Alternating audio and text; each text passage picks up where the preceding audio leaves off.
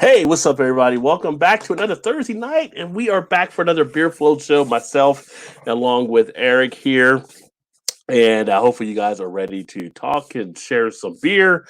Sorry for a little bit of late delay. Was kind of caught up in the chat on something that I felt I had to respond to a little bit, so we'll get into some of that as we go forward here. And Eric, how are you feeling this evening, sir? Let's rock and roll, brother. Let's rock and roll. I see people are doing the commenting already. Now, you know my rule. I don't go back and read the pre-show comments. That's before I was here. That was before I was here. So that's between all of you. I think it happened a half hour before it started. Yeah. But welcome to Vanessa. Welcome to Nave. Erie in the house. Welcome. Oh, we got see Alan in the house as well, because I heard him mentioning about not doing happy hour right now on Call of Duty, which is the 9 o'clock hour that we put up the double XP. And if you're a Call of Duty fan and you play Call of Duty Modern Warfare, you wouldn't look at joining the regiment. Let us know. We'll get you in. We just actually got a couple new members possibly joining today as well. So the crew is growing, but that's over on the video game scene. This is all about the beer here tonight.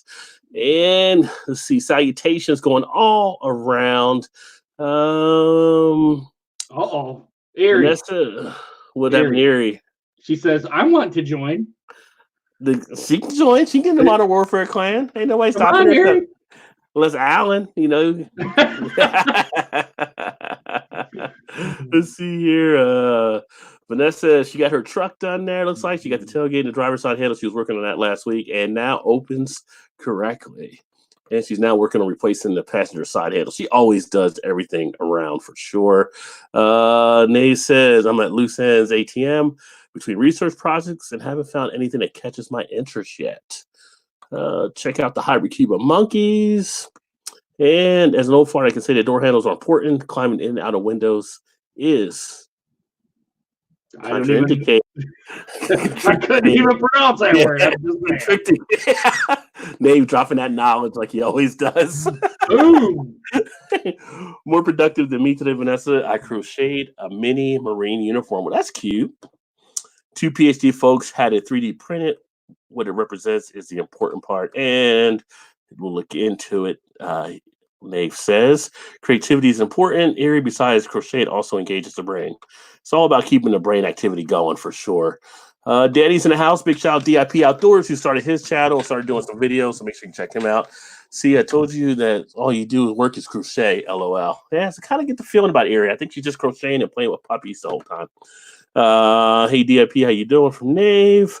And play with dogs too. Oh, there we go. So it's not all I do, Danny. So it's the dogs and the crochet. Oh, you see here, sliding down. Tried to first knock out the crivet head with a punch after removing the side door panel. Nothing happened. So I drilled out the outer head portion and punched it right out. Vanessa just so handy around everything. Are you starting all the way up at the top and moving down? No, I'm going through. I'm skipping through because these are all still pre-comments. I'm not going to read all the pre-comments, but I'll read a few here and there. I'm like, wow, you started at the top, dude. Yeah. You mentioned to me with Erie's comment there, Big Daddy H is supposed to be putting people night-night. Yeah. Which Erie, he got that from me, by the way. He just kind of ran with them more. I did. And of course, I got it from Kevin Hart. So all due respect. Knott's theory is an entire branch of mathematics that is very important. Took a quick look at Vanessa's monkey hypercube. Bears a bit more reading. Well, there you go. Let me see here. DIP says, what is a monkey hypercube? So there you go. And Night Erie. Fourth in quaternions and division algebras with rotational symmetries as well. Doesn't that sound fun? DIP said, oh. Yeah, so let me see here. They're getting on to the science and the math. Nave, I kind of keep up on digital physics and the holographic hypothesis theory is related to the simulation argument. I think your hypercube may fit. I don't even know what you're talking about, dude. I don't even know what you're talking about. It's like way up here. They're dropping way too much on the beer stuff here. Let me do this. I'm going to actually jump out and jump back in if you want to hold it down there, because I think my StreamYard is screwing up here for some reason. Excuse me, Al. Bless you. I'll be right back. All right. So, guys, now you got to mess with this guy right here. Let me put my camera right up here. Shit, I don't even know what to really even say here. I'll just start from what I'm seeing here. Erie Nicole says she wants to join. I know I'm not putting it right down here at the bottom for you guys. Nave says, "Hey, Coach, how you doing?" Erie says, "Alan, stop me." Eric Gilbert says, "Cheers" to Nave. Vanessa Kitty says, "The particular math that could underline the laws of nature" by Natalie Wolchover. Did I pronounce that right? July 20th, 2018 in Quandra magazine. She is the one that was trying to think of. I don't even know what you're talking about there, but okay, we'll run with it, Vanessa. We'll run with it. DIP Outdoor says, "Rod J, did you go back and watch my show the other night?" Not yet, I haven't. I've just been working and running around too much, so I haven't seen it yet. I know you were out in the water, though. Dushuk Taylor 1 says, "Drinking a white zombie white ale by Katawa Brewing." I hope I'm pronouncing that correctly. Oh, Catawba Brewing. Yeah, I've had some of their stuff. They're in North Carolina, I believe. Falco's Beer Reviews. What's up, Bucks? What's up, Flacco? Flacco's in the house. Erie says, "Nah, he's got the coronavirus." Who's got the coronavirus? Yeah. Alan? Alan could have. She wants to join COD. She's getting her own game account and not messing up my KD. Is she really messing it up, though, Alan? Is she? Hey, Eric Gilbert, I see you in the chat. Malt liquor, son. Malt liquor. She says, like I get damaged at Alan.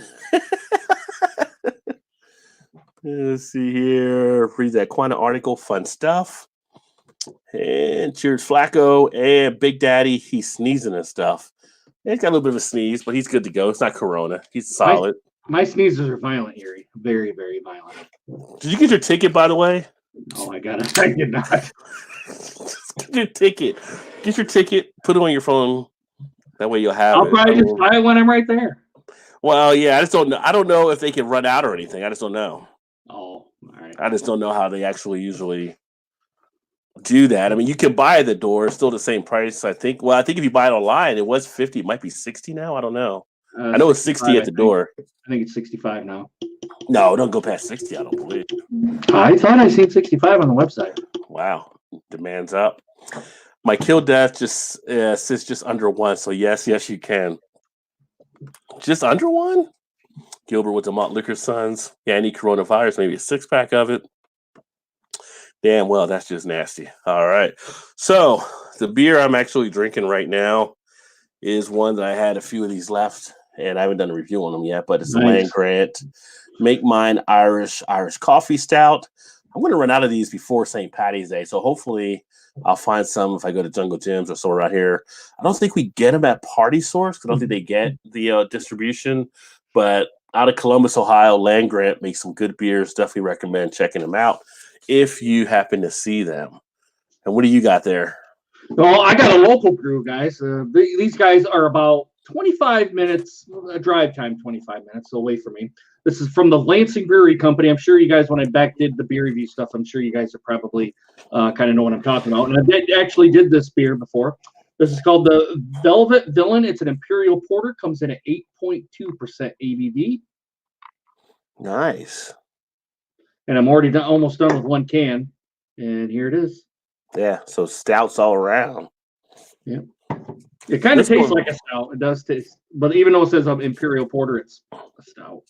I forget to mention the ABV. This one is actually 8.4 ABV. Oh. I was going to drink the Fruitful Wort, or I keep saying Wort, Fruitful Fort that I got from Dogfish Head. 18%. I'm like, yeah, I don't really want to mess with that tonight, but I don't know if you saw that unboxing when I got the deal, Eric. $1.99 a bottle. That's blasphemy, man. And that's usually, $40 a 4-pack. That's usually 8 or 9 a bottle. So when I bring that vanilla, by the way, if anybody doesn't know, I'm headed down tomorrow to see this guy and Todd. He's going to come on later here. I'm going to go see these guys. We're going to go down to the Cincinnati Beer Fest. And I'm going to bring down the Vanilla BCBS 2018. We're all going to give it a taste test and kind of see what we think about it. So yeah, it's going to be a crazy time. And then we're going to have Kentucky Brew crew up here too. So yeah, they actually sent me a thing yesterday. They were heading out to Cincinnati today. I didn't get a chance to hook up with them because work was kind of crazy. But tomorrow night, we're going to go to dinner, I think, over at Buckhead, which also has those big ass beers and stuff there too, and across from Party Source. Because I know Todd had mentioned maybe hitting Braxton Labs or something, or stopping by there. So Yeah, and you already know how to get there because you've been here before. So what's the temperature supposed to be while we're I think it's supposed to be 50s tomorrow and the 60s all Saturday and Sunday. All right. So probably a little warmer than where you're at, right? So you'll take that. I'll probably be just like this, man. We got there to go, I'll be just like this. Yeah, it's all good down here, so we're lucky along those lines. Danny tried to say Corona is good. I'm going with Erie. No, it's not. Yeah, I'm gonna go with Ron. I mean, if you like it though, follow your palate. Hey, drink what you like. Drink what you like. It all leads back to the symmetry. We're back to the hypercubes. I'm not messing with the hypercubes tonight. Danny said maybe nasty with the lime, but everybody says you need the lime for it. So almost got in a fight yesterday calling a dude's son. He was offended. What? What? he wasn't hip to it. Yeah. Crashed my PC, switched to my older Lenovo, and it couldn't handle the load. Never mind. Got to improve on a couple of things. There was a joke in there, but I'll leave it alone. I need the functionality that was missing on my newer PC. Son needs to be a sort of polite greeting when addressing younger men. Yeah, but now it's just kind of a hip term. It's kind of a fun type thing to do. Uh-oh, look who's here. Sexton's in the house. What is going on, Sexton? It's been a while. Ashley, cheers, my friend. Before you go any further, go ahead, Ron. Good. No, I said good to have you here. Hey, if you guys have not smashed that like button down below, do it, or I'm going to come with a baseball bat and take out your knees. All right? That's going to be later on, too. Yeah, that's going to be later on, too. A little precursor. A recurring theme. Alan, who is Danny's cousin, said Corona is nasty with or without the lime. Get 3 of them down, anything you don't care about the taste. Which it tells you, if you got to set it up that way, yeah, it's probably not great. I seen one guy, Ron, I was at the bar last week. Was it last week? Maybe it was 2 weeks ago. He had Modelo's, and 3 seconds went right in the bottle. I was like, what? He's like, yeah, you got to do it at a 45-degree angle and blah, blah, blah. And I'm like, whatever, man. That's on you. you do you, boo-boo. Oh, Vanessa says, hello, Eric. You may try. So now, Vanessa, I would not take your knees out because of your Instagram post where I commented back on it. And you know which one I'm talking about. I'm not going to eat lime, throw away the Corona. I like that thinking there. And as speaking of eating, as I enjoy these, I actually have these too. And these have become the best Oreos in the world to me. And I like a different style Oreos, but this is the chocolate marshmallow Oreo. If you hadn't had it, I would definitely say give it a try. If you're an Oreo fan, I think it's won me over as the best Oreo. I like the red velvet. I like the birthday cake. I like the golden. I never did the carrot cakes. I'm a carrot cake fan, but all the other ones are good. But this has definitely been the best thus far. Just like Zima, eat lime and throw away Zima. Paul's in the house. Middle Fruit said, damn, some of those Great Lakes brews don't even make it out of Ottawa side. And that's the Great Lakes in Canada. If you don't know, they have one in Canada. It's just different than the one we have here in the States. Paul, Middle Fruit, also up in Canada. So great to have you aboard, my friend. Having a Nordic Lager collab of Henderson Brewing and Danish brewer Jacobson. Nice. I can't believe I got the McKellar deal. So I got $1.99 bottles of McKellar that were still good to be out. We're going to have to go to that place where you get those beer deals. When I'm there, at least some point during the weekend. Yeah. It's actually not far from the Party Source. It's like 5 or 10 minutes. It's called Depths. That's where Todd got like a huge bottle of a Golden Drock for like $5 or something. So, no, not the Zima. Just send it to me. Erie will take all Zima off your hands. Jolly Ranchers not required. What one is that? Did you get a hold of most stuff? I did get most stuff, and most stuff just had the most stuff. But the chocolate marshmallow brings a bunch of different flavor to it. So most stuff was okay. A lot of filling, a lot of fluff. See what I did there? A lot of fluff. But chocolate marshmallow is where it's at. I wonder if they had ever did like a s'mores Oreo. That would be one to try. I bet the marshmallow one's pretty good. Yeah, it is really good. Vanessa, where's your Dragon's Milk? Almost got one. Look at that! Look at that sexy stud right there, fellas. Or ladies? Whoa, not fellas, ladies. Whoa, hey, it's 2020. Whatever you want to do, son. Oh, asking the middle for just do a special order to the LCBO and have them send it to your closest. So I still, every time I hear them guys say LCBO, I think of like the mafia or something. Like the LCBO will take care of it for you, son. I'm offended at Sexton because he called him son. I had one Dragon's Milk, saving it for question night. We don't know what next question night is unless it won't be this weekend. It won't be this weekend because we'll be. I know where I'll be after the beer fest, probably like napping at some point, going night. But kind of getting some rest there because this is your first time going to the beer fest, so it'll be a little bit of a pace in there and how we do everything, and then for sure. Todd's been to it, so Todd knows, and it can be a little bit of fun. I think there's a minimum $50 order for no shipping charge. You have to team up with someone on Brew Crew, but sadly they're cheap. Most stuff and Dragon's Milk. There's a pairing. I bought 6 of these beauties, so shipping was free. Well, there you go. You buy enough, and they'll send it to you for free. We'll send it to you for free. Maybe Ashley needs to send us some brews. Maybe, but that Canada to the U.S., you got to. Oh, that's right. I thought it was in the States.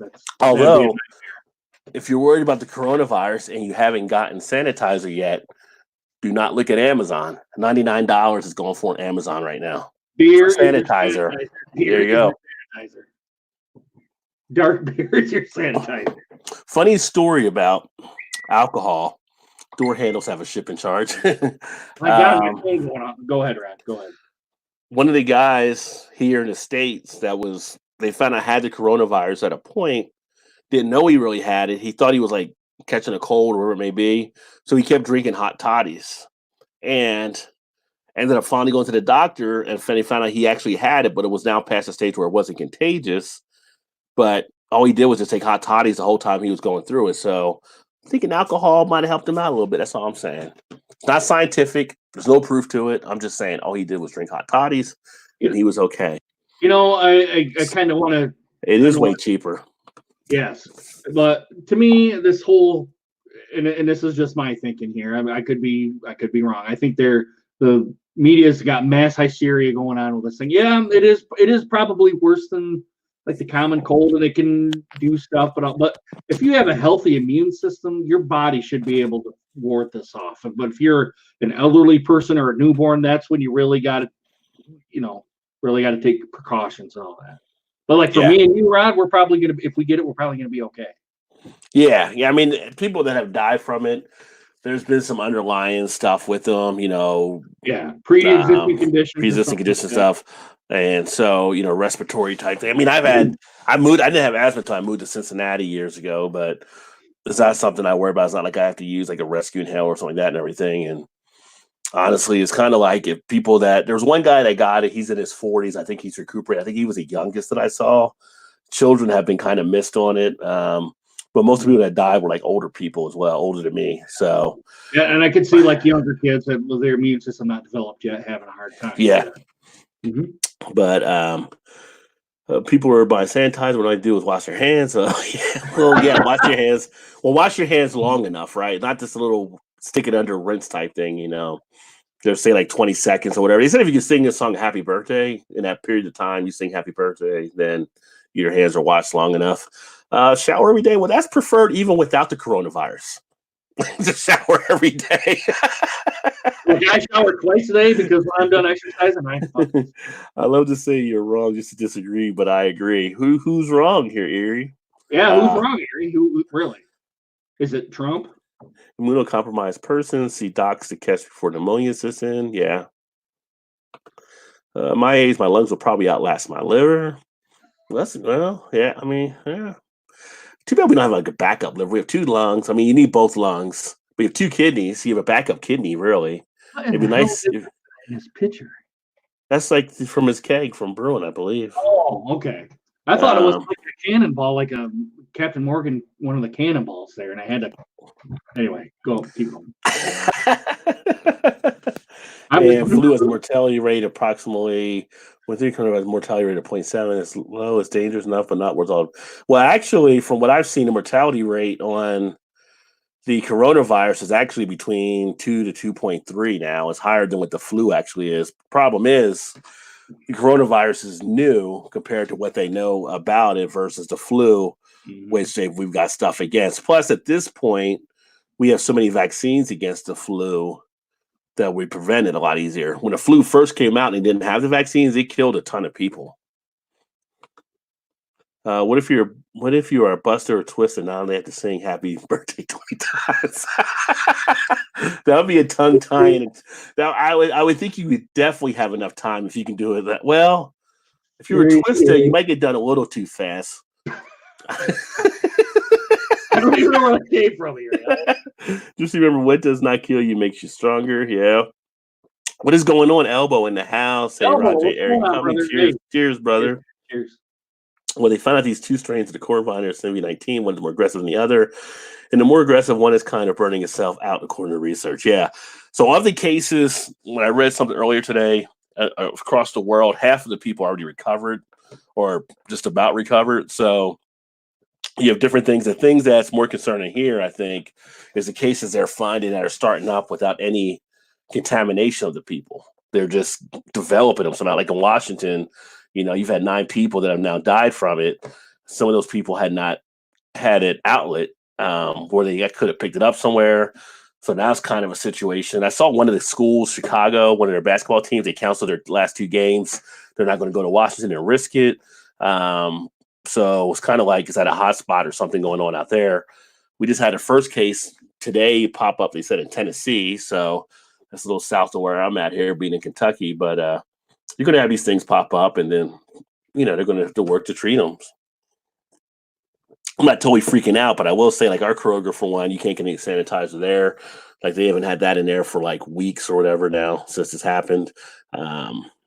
You can take, and then one thing, if you are that worried about it, one of the things I was listening on the radio on the way home, they said, well, you can take 1/3 of a cup of aloe vera and then 2/3 of a cup of rubbing alcohol and mix them together. And that gives you basically your own hand sanitizer.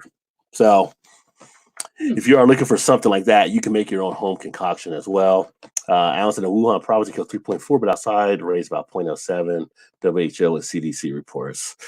Yeah, I was going to say the reports I heard didn't really break it down outside of saying the total number. But of course, if you keep a total number out there, it keeps more people panicked, I'm sure, instead of them. They should have broke it down like that, Nave. Probably never finds the fact that those who have it, caught it, can catch it again. Yeah, that's why some of the people couldn't get off the boat, because when they thought they cleared it up, someone else would have it and get on it, and they have it again. It's like, hey, I'm trying to come back to work. I can't come back to work. They won't let me off the boat. Could you imagine? Why don't you just take us around again? Just take us around again, man. If we're on a boat, why don't we just take another cruise, right? Yeah. Imagine being stuck in a cabin for like a month, month and a half, 2 months. I would just be freaking crazy. Oh, I would go nuts. Buy Everclear. That can work too. That might work. Put a little bit of that on it. Or like Chris Rocky say, put some tussin on it. Let's see here. To get some beer news. So this is kind of interesting. Anheuser-Busch to release 5% ABV Budweiser Nitro Gold Lager. So Budweiser finds themselves jumping into the Nitro game. Somebody get out to off the tent to let him know. I know he's going to be pumped up. There's another Nitro beer on the scene. Our good friend Chris up there in Canada as well. But I thought it was kind of interesting seeing, they're requiring enough of these craft companies. You would think they might want to start introducing some things in to make them stand out with the kind of a little bit of a craft type feel. So this comes out, I think, in March at some point, but I saw it earlier today and that kind of caught my attention. I don't know if you saw that as well, Eric. I just seen it here just before we kind of came on. I wonder how that's going to taste. I'm very interested.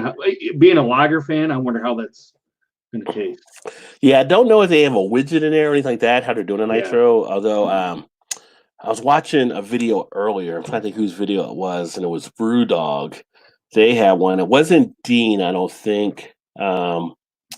Whose video did I watch earlier? I'm trying to think offhand. Was it Jonathan's? No. Wasn't Jonathan. You said it wasn't Dean. It wasn't Dean, I don't think. It wasn't Craig or Peter. But it was one of the UK guys? Yeah, I know it was one of the UK guys. Let me see my history on YouTube. I'm trying to think of who else is on there. What about I can see his face, but I can't put a name on. He's got glasses. God. Not Harry. Probably not Harry. No, it wasn't Harry. Not Blue Nose, which I'm forever indebted with him for buying that So I don't know if anybody kind of knows this. Back when I did the beer review stuff, which I'm going to do one when I go down to Cincinnati. I'm going to kind of do a kind of a vlog style. But back when I was doing the beer reviews, I went to England in Birmingham, England, and there was a Fuller's store there, and they had like a kind of a pub kind of thing. And I found one of their Fuller's Reserve, and it was 10 pounds. Well, my credit card would not work over in England, so Harry ended up putting 10 pounds and buying it for me. So I'm forever indebted in it with him. If I ever go back, I got to buy him, at least 2 or 3 drinks or another $10 beer or whatever. So I'm just forever indebted to that man. And if you're Harry, if you're watching this, thank you very much. That was awesome. I really did enjoy that beer, and unfortunately, we just can't get this over here in the States. Other than the vintage, that's probably really the only thing we get, other than the London Pride and the ESB, and there's another one from them. I can't really remember what it is, but for the reserve stuff, we don't get it over here. Well, that's nice. Yeah, that's nice that Harry came through. I remember when he got that for you. That was pretty awesome. That was a damn good beer too. That was better than the vintage series. I take it back. It was actually Dean when I looked at my history. I don't know why I can remember it was Dean that did that one, but there was no widget that he said was in the can either. So, which if you guys want to check out a cool beer channel as well, make sure you check out Dean's beer reviews. He always does a great job telling the story of the beers he's actually drinking. Very, very low key. Yeah. Was it Cheers to Allen, Everclear, first batch of Omnipole, Zodiac up next, February 20th on this can, sons. Yeah, I do like Zodiac for Ana Pablo. That's a nice one there as well. Everclear and orange juice, sanitation, and vitamin C. I like your thinking there, Alan. Might not like having the feeling afterwards when the world starts spinning a little bit, but I like the thinking. Cheers to Vanessa for Elbow. We have an ice cream place called Milk Craft. They make fresh ice creams with liquid nitrogen. Nice. You gonna show the can again? Yep, I'm on number 2. Oh, there you go. Hey, what's happening, Sparkles? Cheers, Michelle. Good to have you. What's going on, Sparkles? And Vanessa says hello all as well. So that beer coming out is pretty interesting. And let's see here. What else do we got taking place? So the Ballast Point sale went final this week. I don't know what they're going to do with it at all. I mean, it's owned by that King and Convicts out of Chicago. And if you don't know the story behind it, essentially, it's basically like 6 just rich guys that brew like 6 barrels a year. Yeah, 6 barrels. Well, no, sorry. 667 barrels a year is what the number was. A year. They bought Ballast Point that brews over 200,000 barrels a year, which is actually down when they were up 400,000 a year before. And they haven't disclosed all the amount from the deal, although people have speculated it was definitely less than $1 billion, which was a record set of purchase when Constellation bought Ballast Point a few years ago. So they basically caught them on a sale to kind of dump that. And it'll be interesting to see. Now, Ballast Point has distribution in every state in the country and some international. So you might see some of these King and Convict beers pop up because they do want to get some of their stuff into the distribution lane. But it'll be interesting if they just bought them and they're kind of letting them do what they're doing. I mean, I don't know what these 6 guys will be able to do, trying to tell them, how to make their beers and stuff. Obviously, they brew some, but they brew on such a small scale compared to like what Ballast Point does. But it'll be interesting to see over the next year what actually transpires there. I can't think of the last time I actually had a Ballast Point beer. I don't know if you can, Eric. It's definitely been a while. It's been a while for me too, Rod. It has. Yeah. Well, and Alan says, so rich old guys expand their hobby via business interests. Hokey dokey. Not old. Yeah. I think they're like in their 40s or 50s. So yeah, maybe even 30s. So they're rich. Yeah.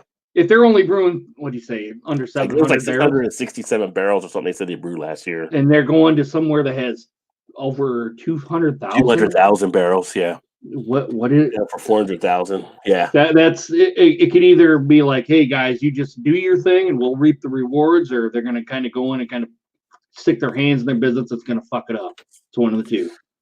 Yeah, I'm betting they're taking it back as kind of a payout to them off the stuff. And the way they made it describe it was kind of like more of a hobby type thing. And the way the deal got done, we mentioned it when it first happened.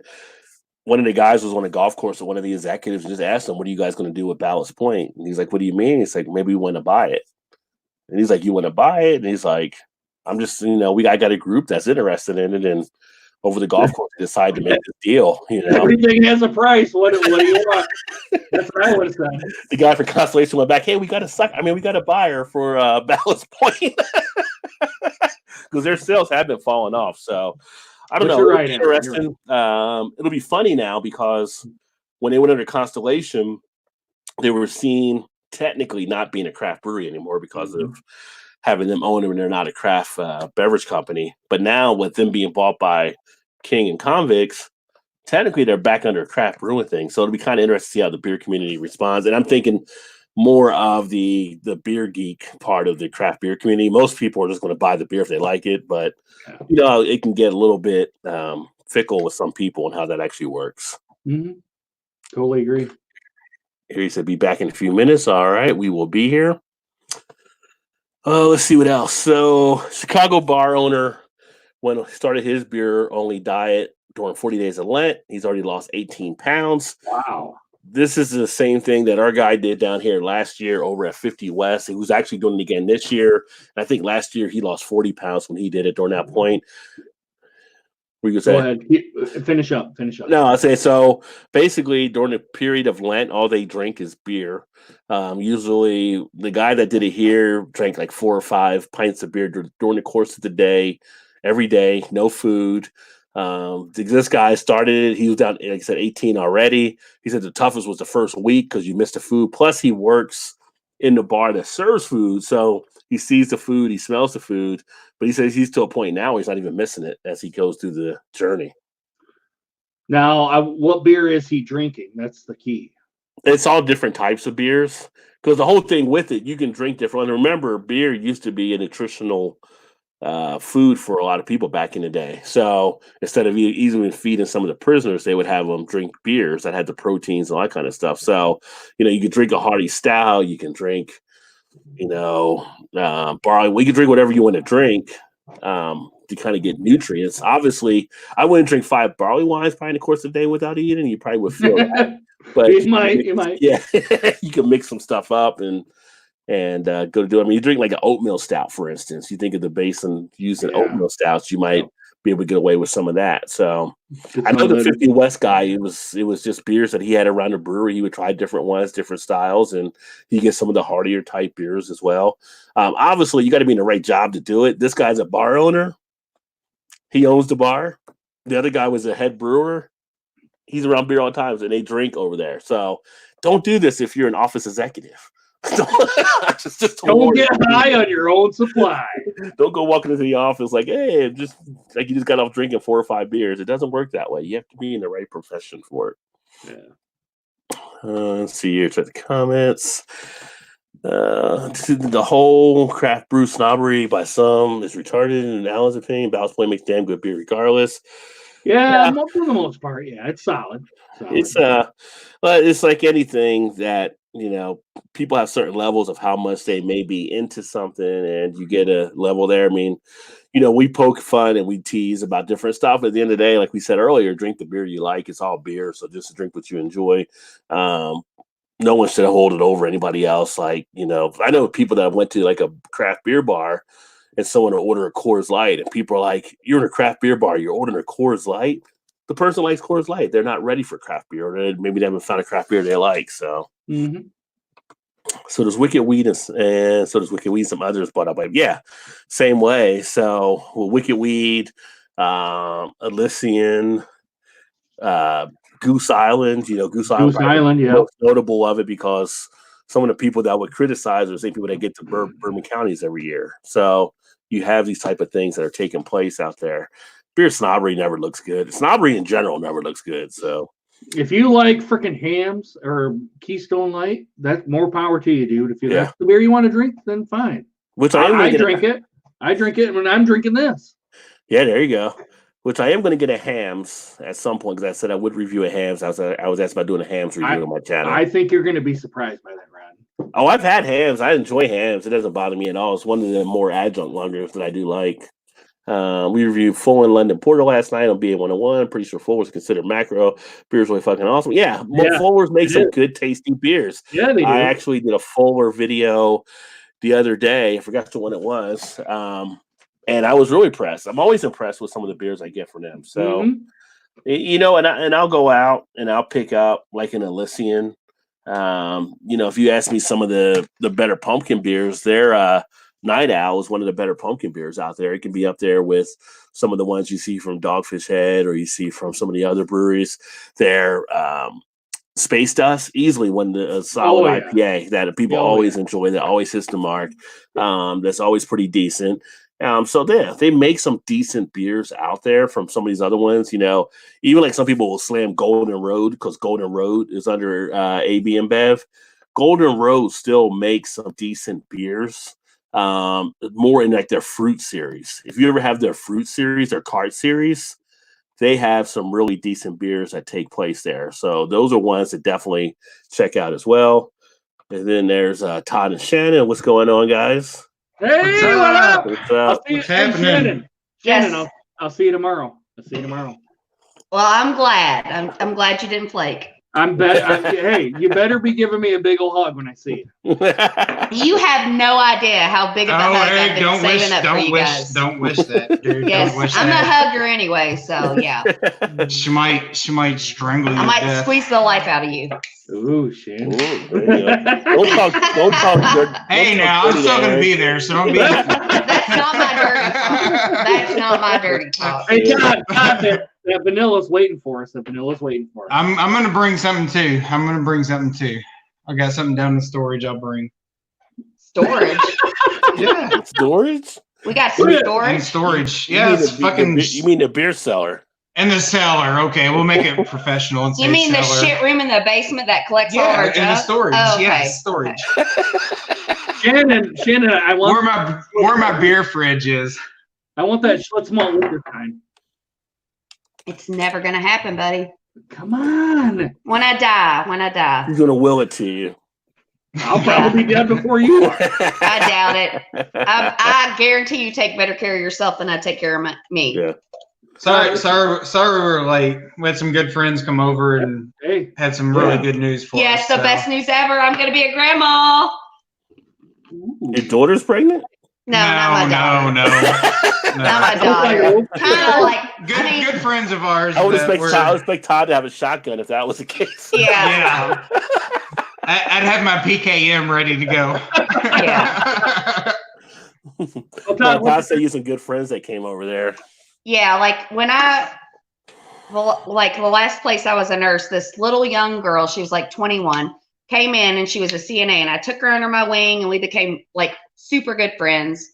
And I set her up with one of my friends and that didn't work. And then that friend isn't in the picture, but now she's been in there for a long time and she's met this great guy. And now she's pregnant and I'm so happy. Nice. Yes, I'm so happy. Todd, what you drinking? The Super Sumo from Toppling Goliath. Ooh. Haven't seen that one yet. It's really good. If you get a chance to get it. It's really good. You've had that before on here, haven't you? Yes, I think so. But I think that was my last one. The one I just had recently was the first one I had from Toppling Goliath, and it was pretty decent.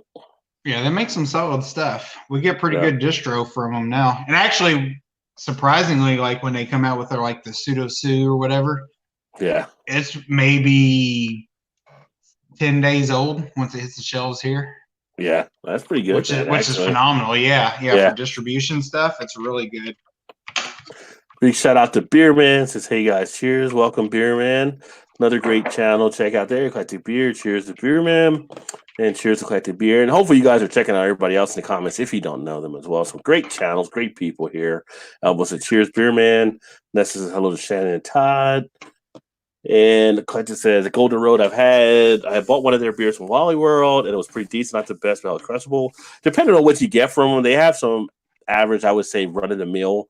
But like for me, the ones that stand out with them are kind of the wheat ales, the cart series that they have, the mango cart and the pineapple cart and stuff like that, the tropical beers. That's what they kind of do a little bit better in my book. And Vanessa, they call it the Beer Cave storage system. There you go, Todd. You call it whatever you want. Cheers, Elmo. Blake's in the house says, cheers, everyone. Pyramid says, cheers, Blake. Cheers, Blake. Cheers, EB. That is something I've never seen. So I think that was was that the beer that Todd had there, Beerman? I think you were relating to. What's up, man? House says cheers, everyone. And hello to Blake. And Blake, what's up, brother? Thanks for the kind comments on Facebook. That's nice. Blake, cheers. Hi, Beerman and Bamboo. Rob, Blake, Beerman, Bamboo. Everybody's so cordial. It's always great. Lee Russell now, cheers. Oh, Miss Lee, cheers. Rod and crew looking for Planet Nuisance. Don't mind me. Looking for what? We're gonna get to that story here probably a little bit more down the line, but Plant the Nuisance. I saw the comment. Oh God, I know what you're talking about. I saw the comment. You're stirring that pot, Lee. Stir the pot. Stir the pot. If you see my Facebook page, you can see the Lee left a comment for a certain person that left a comment. Stir that pot, Lee. You don't have to say no more. I just commented after that comment, Lee, as well there. So I put a comment out there as well. But what would you expect in that kind of thought from that individual? So cheers, Vanessa, Eric, Bamboo, and everyone.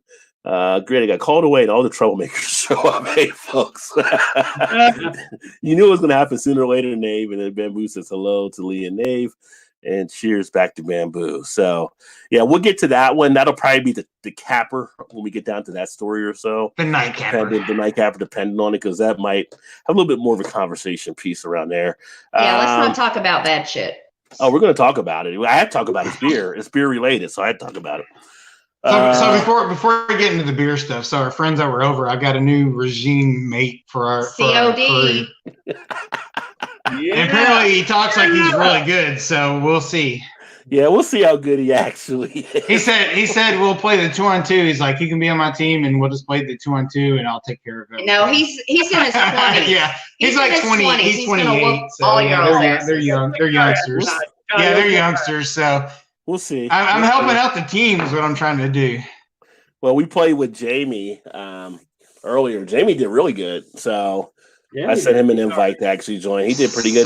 He led on one of the challenges that we won. So our wolf pack grown to 7 now, maybe. Yeah, it's grown to 7. So, I have to show Jamie how to put the tag and all that kind of stuff on there. But every night at 9 o'clock will be happy hour. So if anybody plays for the regiment, they get bonus points for that hour. So how long does that last? It's an hour. It's happy hour. Oh, it's an hour. Just an hour. Yeah. Well, you said happy hour, but sometimes happy hour's longer than that. But just messing with you. I know you are. I know. I thought that's what you said the other day. It was just for an hour, but I wasn't for sure if it was like an actual hour. Yeah, just for an hour. They allow you to set up your regiment time. And anybody that jumps in on the regiment when you play, you get double XP during that. Rod, you want to plug your game channel? Oh, it's just Rod J Gaming. So you can catch us on that channel, and then Eric, you have your channel. Yep, the Fat Ugly Gamer. That's my game. I do not like that name. You need to change that. It's freaking. I get laughed at all the time by that. But you're not a joke, so you don't need to be laughed at. But you will hear a lot of cussing, i.e., from me, probably for the most part. Because I'm so terrible. I'm terrible. Yes. Why don't you join us on Call of Duty? I might. Can we do a split screen with everybody? Can you do? You probably can't do 2 at the same time on the same screen. I think you can. I don't know if you can do split screen online. I think that's. I have a very addictive personality, and I do not need to fall into that trap. Yeah. And then Alan has the eclectic beer game, and that's where Alan runs the stream as well from the group. So get all kinds of perspectives. Let me see here. Alan, well, I'm not going to do it. I'm going to keep my cool. I'm going to keep my cool. Erie said she was going to get on Alan's. He was worried about his KD ratio getting messed up. Oh, mine's totally screwed. What's that? Kill to death ratio. Yeah. I love that you're not good at something. It's like 0.4 maybe if it's that good. I'm not even sure it's that good. Not even sure it's that good. We say, Todd, run around and draw them out. We'll take care of them. Hey, I serve a purpose. I ain't ashamed. You gotta get killed so we know where they're all at and then we'll kill them for you. Yes. Shannon, are you going to wear that shirt at the Cincy Beer Fest, Our Lady of Perpetual Hops? No. Why? Because I already have my outfits planned, Eric. She fancy, huh? I'm gonna wear a green sweatshirt and a white t-shirt. That's what's gonna happen. I'm gonna wear a t-shirt and shorts because it's gonna be freaking 60 degrees. Look like 60 possibly this weekend. That's inside though. So is tomorrow gonna be hot? 50s. Probably gonna be like it is today. Well, it almost got for March. What is it gonna be? 6th or 7th or whatever? It almost got 70 degrees here today. Well, then maybe I will wear that tomorrow. Maybe I will wear this t-shirt tomorrow. Yeah. Instead of a sweatshirt. That's what I'm talking about. So Eric, what time are you gonna be here? About 5:30 tomorrow? Try at 5:30, right around there. Depending on reservations, the dinner reservations at 5:30. Oh, we got dinner reservations? Yeah, for Fancy. Buckhead. God, I don't know. Should I wear a t-shirt? So Eric, are you just gonna meet us at the You've been to restaurant then? Buckhead before? Oh yeah. What restaurant are we gonna meet at? They got fried green tomatoes. Yeah, they do have fried green tomatoes. Yeah, they got some pretty good ones too, actually. We've got one here on the river. We used to go to all the time. Me and my mom. I just figured it'd be you guys easier used to because it's go. across the street from the park. No, I know that's cool. Yeah, that's cool because it's right next to Braxton Lab. Yeah, so. but the reservations are Game far. on. It's for 5:30? 5:30. So we're Yeah, all right. Go ahead, Tom. Go ahead. No, go ahead. I'll let you guys know when I get in. So I'll do it then. Well, I was gonna say we're planning on leaving 3-ish. Then we got to drop our daughter and our niece off at my brother's house, and then we'll turn around and come back and we got to drop the dogs off too. Well, I know we got to drop the dogs off then, but we're planning on. I'm leaving at 2, but we got to wait for the girls to get off from school. I have to go pick my niece up, drop our dogs off at my mom's, and then we'll head that way. So we're going to Buckhead, and then we're going to the brewery. Yeah. Okay. So hopefully we can get there 5:30ish Braxton Labs to meet you, right? And then yes. But our last thing at Braxton Labs, it was fucking awesome. I just got fucking awesome. I hope I have some of that coffee tequila still, because that thing was amazing. It's going to be even awesomer More awesome. this time. More awesome. Good effort. You know what I mean. Ashley says, thoughts on the seltzer craze? White Claw just landed in Ontario. People were lining up. I'm not your seltzer guy. I mean, I thought it would kind of start to fan out, but they started coming out with more stuff. Just know the Bud Lights now got a seltzer, so I should tell you. Although, speaking of Braxton, they had some pretty good seltzers when we were there. They did have the good seltzers last time we were apart, so we did try some of the flavors. I wouldn't seek it out, but they were pretty good. I wasn't invited. You were with us. You were with us. Okay. Yeah. They were inside giving the free seltzer. You don't remember that? That's right. Yeah, that's right. We spent like 2 hours in that place. Remember, we couldn't get Joe's dad out of there. Yeah.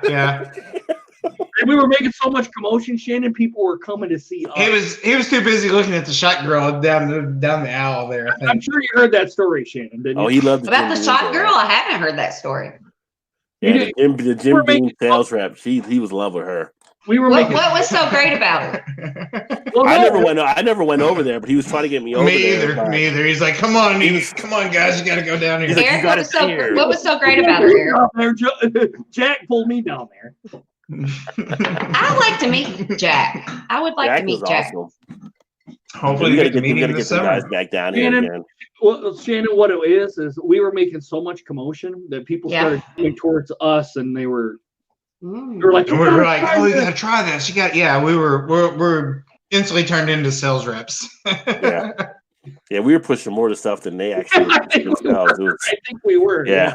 They're like, you guys are great. I'm like, we need our commission or free alcohol or something. When you steal a person away from the group that they actually came with, you're like leading the party. That was great. That was great. This the other group for us. Jack was awesome. Yeah, you would get along with Jack, Shannon. That's what Todd said. Yeah, he was funny. He was awesome. He was funny. Sexton, cheers to Lee from Ashley. A new what? Regimental mate? Because there's a regiment. Yes, sir, Alan. Yes, sir. That's what I was saying. He's saying regiment. He said regimental. Regimental, yeah. Potato. Lee said hello back to Ashley. And let's see here. Trust me, Shannon. He's a fat elite gamer. He put his ass in your face all the time when he game unintentionally. Oh, poor buddy. Eric does get noise. Don't pick on Eric. Oh, damn. Alan, I'm done with you. I'm done. I'm unfriending you. I just friended you, and I'm unfriending you. You did shoot me when the hardcore. Just you did like shoot that. me. Yeah, so That's what I would do. How was that? Like the hard? What's it called? Hardcore was actually a lot better. Hardcore, yeah. Yeah, it was good. So Eric shot me one time in the gut. But you can actually shoot your own teammates, right? Alan shot me one time in the head. If I play, can I shoot you? On hardcore, you can, but if not, then you can't. Well, that's the only way I like it. Well, that's the only way she'll play. She would kill me more. I'd have more deaths by my teammate. Hardcore. Yeah. If I would have had the guy from the other night, I would have shot him. I would have shot the guy from the other night. I did. Yeah, we know what you're talking about. I was just sailing right over that. She watched all 3 on laptops, so Vanessa watches them all. What'd you say, Eric? You're my wingman this weekend. Oh, I'm going to try real hard. Eric, be careful what you wish for, buddy. Hey, Shannon. It'll be something to say if Eric doesn't get hooked up when you had a room full of dope women. I'm just saying. The odds would be in Eric's favor. All right, and Eric, your bed's still inflated from last time. It's right in the same place, so. God, I can't believe that. And you can bring home whoever you want. They probably wouldn't even care. But yeah, they won't even we'll just go in the other room, have fun. No,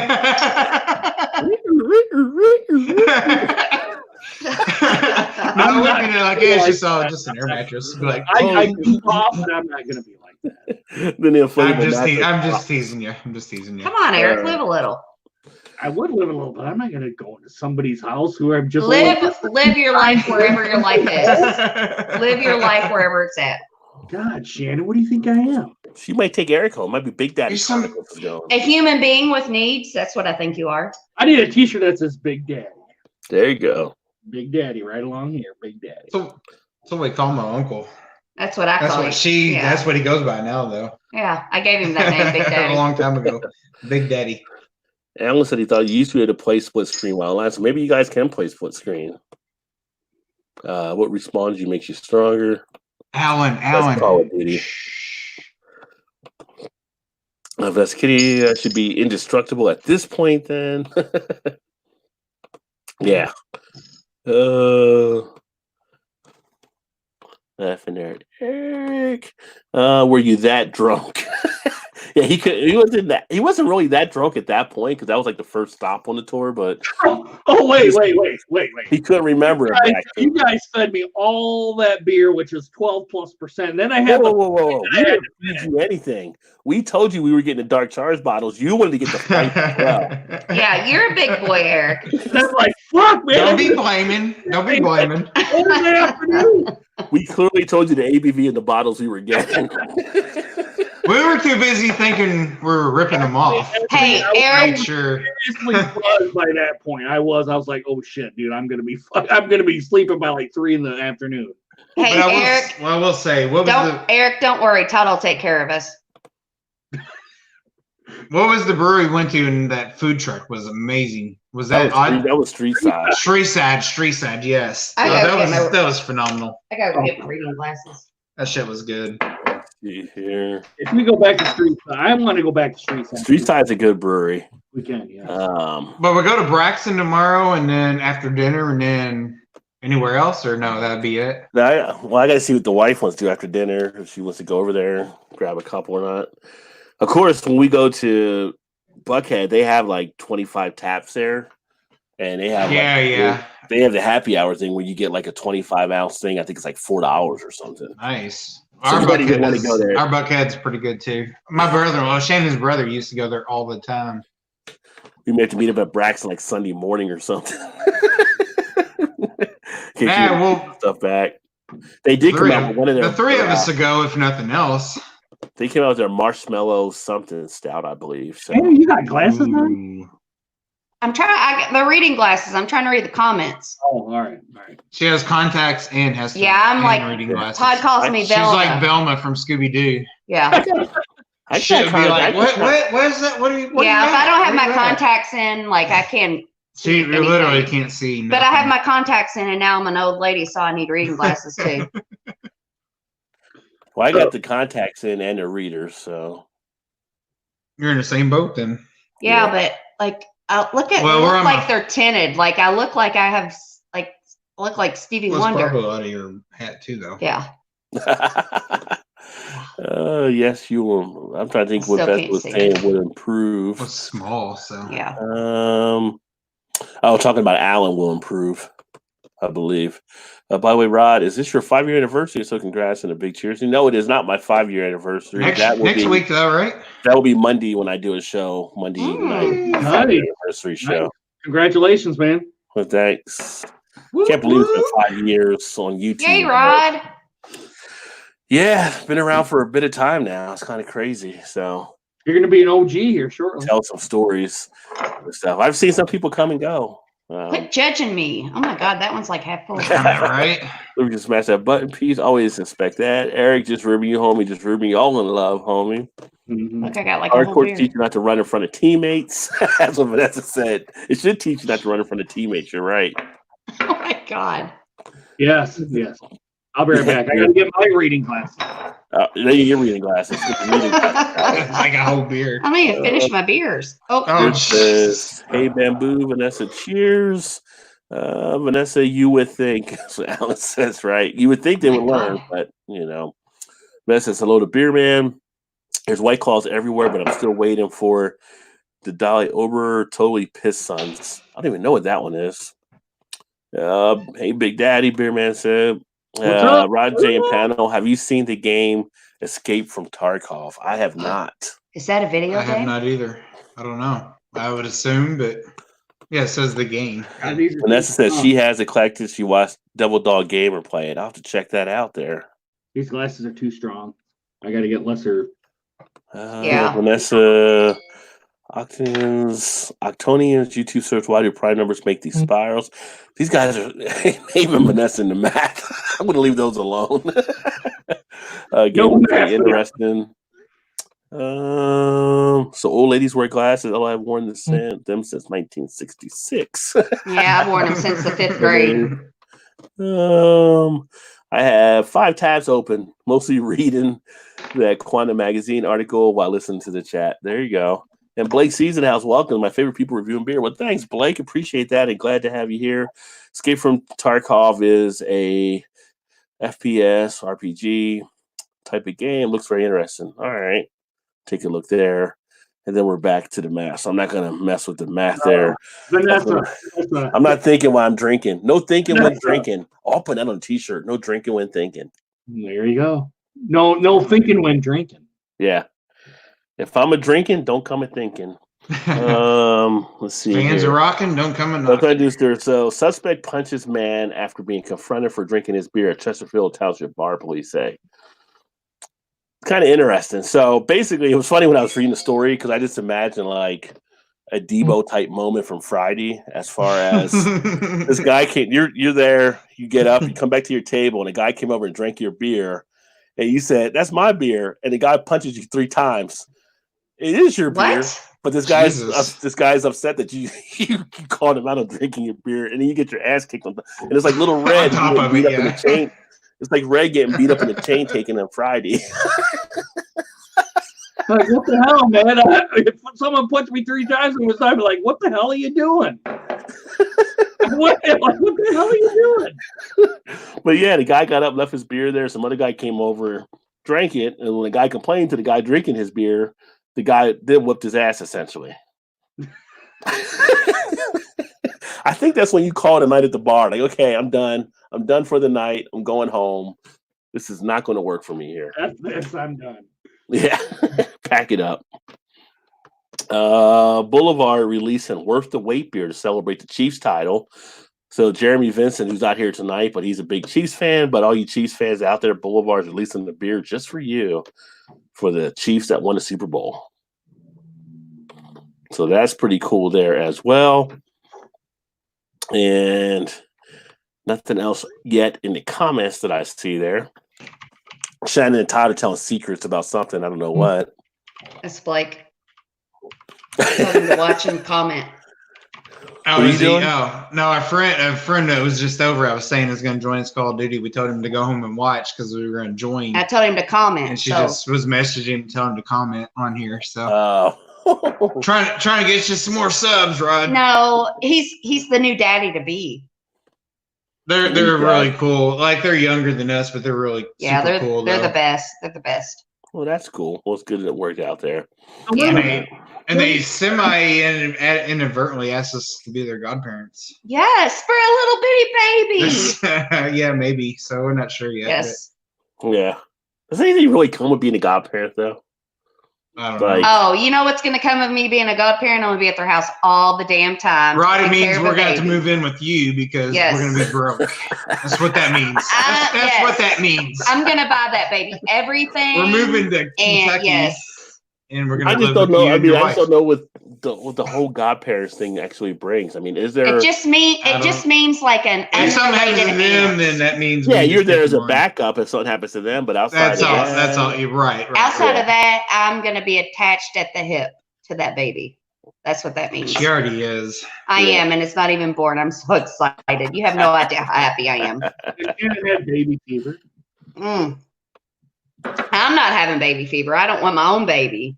Yeah. If you do, then there's big problems in it. If I want a baby? No, if you have one. Yeah. Yeah, if I have a baby, Todd snipped, so. Somebody got to get a refund. I don't know about that. Right? Yeah. Vanessa says Shannon is here. Break out the dragon's milk. Okay, Nice. I will open the dragon's milk. Be right back. Well, that was quick. Yes. That was some Jedi technique there. That's some mind stuff going on there. The Doe Brouwers is in West Flanders, Belgium. The brewery with a cool story. I have to check them out. Nice. And then Blake C says we are really cool. There's Blake. Well, Blake commented earlier. You didn't say anything? Oh, I didn't see that. He said my favorite people reviewing beer. You're probably talking when I was reading the comments. Shannon. I probably was. I'm sorry. I'm just being who I am. Shannon being Shannon. True. Shit show Shannon. Shit show Shannon. She actually said, she's like, is Rod's wife sure she wants to meet me? Mm-hmm. No, I said, I'm surprised that Rod is going to expose me to his wife. Yes, yeah. That's what I said. Technical, yes, that's what she said. I'll try to behave. It's still early. I got a lot of time to go. I will try to behave. 5 o'clock abort. Mm-hmm. Like they're not here yet. You should just go ahead and go home. Yes. She'll be semi-good. I will. I'll try. 5:30 should be good. 6:30 maybe not so much. Yeah. I'll keep her in line. I'll keep her in line. You probably have a better shot than I do. Yeah, you probably do. 100%. Both of you guys would have a better shot. Vanessa, she says she opened the dragon's milk. Nice. And have we been all to Three Floyds? I have not been to Three Floyds. I drink a lot of their beer. Blake, I'm about 3 hours, 2.5, 3 hours from Three Floyds. From where I'm at in Michigan, obviously. It'd be a nice brewery to actually get to. I want to go. Eric, we need to meet like at Dark Lord's Day one time. Oh, that's gonna be yes. So it's probably a crazy time. It's closer to you than it is to me, but we'll drive up. We'll do that and go hit 18th Street. We'll make a day of it. I'm gonna look it up here. Well, if you guys would do a Dark Lord's Day, I would drive up for that. Get right. Yes, let's do it this year. It's coming up like in 2 or 3 months. I think it's in the summertime. I don't think it's maybe like 2.5 for me or something. Maybe so. Munster, Indiana. Is that where it's at, Todd? Yeah. Munster. Yes. Yeah. 165 miles. But when is Dark Lord's Day? It's 3 hours from my location. 3 hours. Okay, so it's probably three and a half from us. It's not quite Chicago. It's probably an hour and a half from Chicago, I'd say. Towards us or towards him? Shit. Towards us.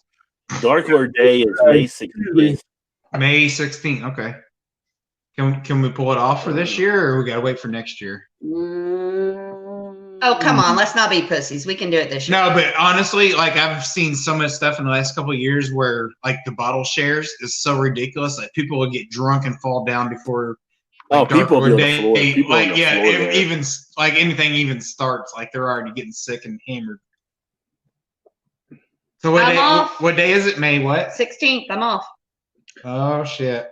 I want to be go there. I want to go to 450. That's where I kind of want to go. 450. Actually, I take it back. It's about 4.5 hours for me, which is still fine. Well, Rod, you can come on Friday, stay here, and then we could drive up like in the morning or something the next day. We can have a sleepover. Oh, I would just go there because I would go. I would hit the other breweries, and I would hit the other breweries. Well, we could do that too. That's fine. We could do that too. Yeah.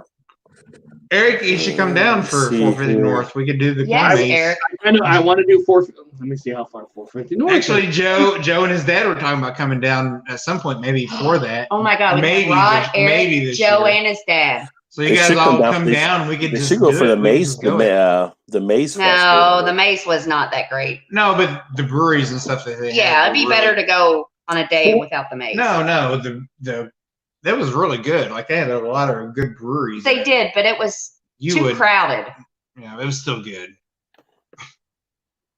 It was very. I know crowded. what you're saying. It was kind of disappointing, but it was still really good though.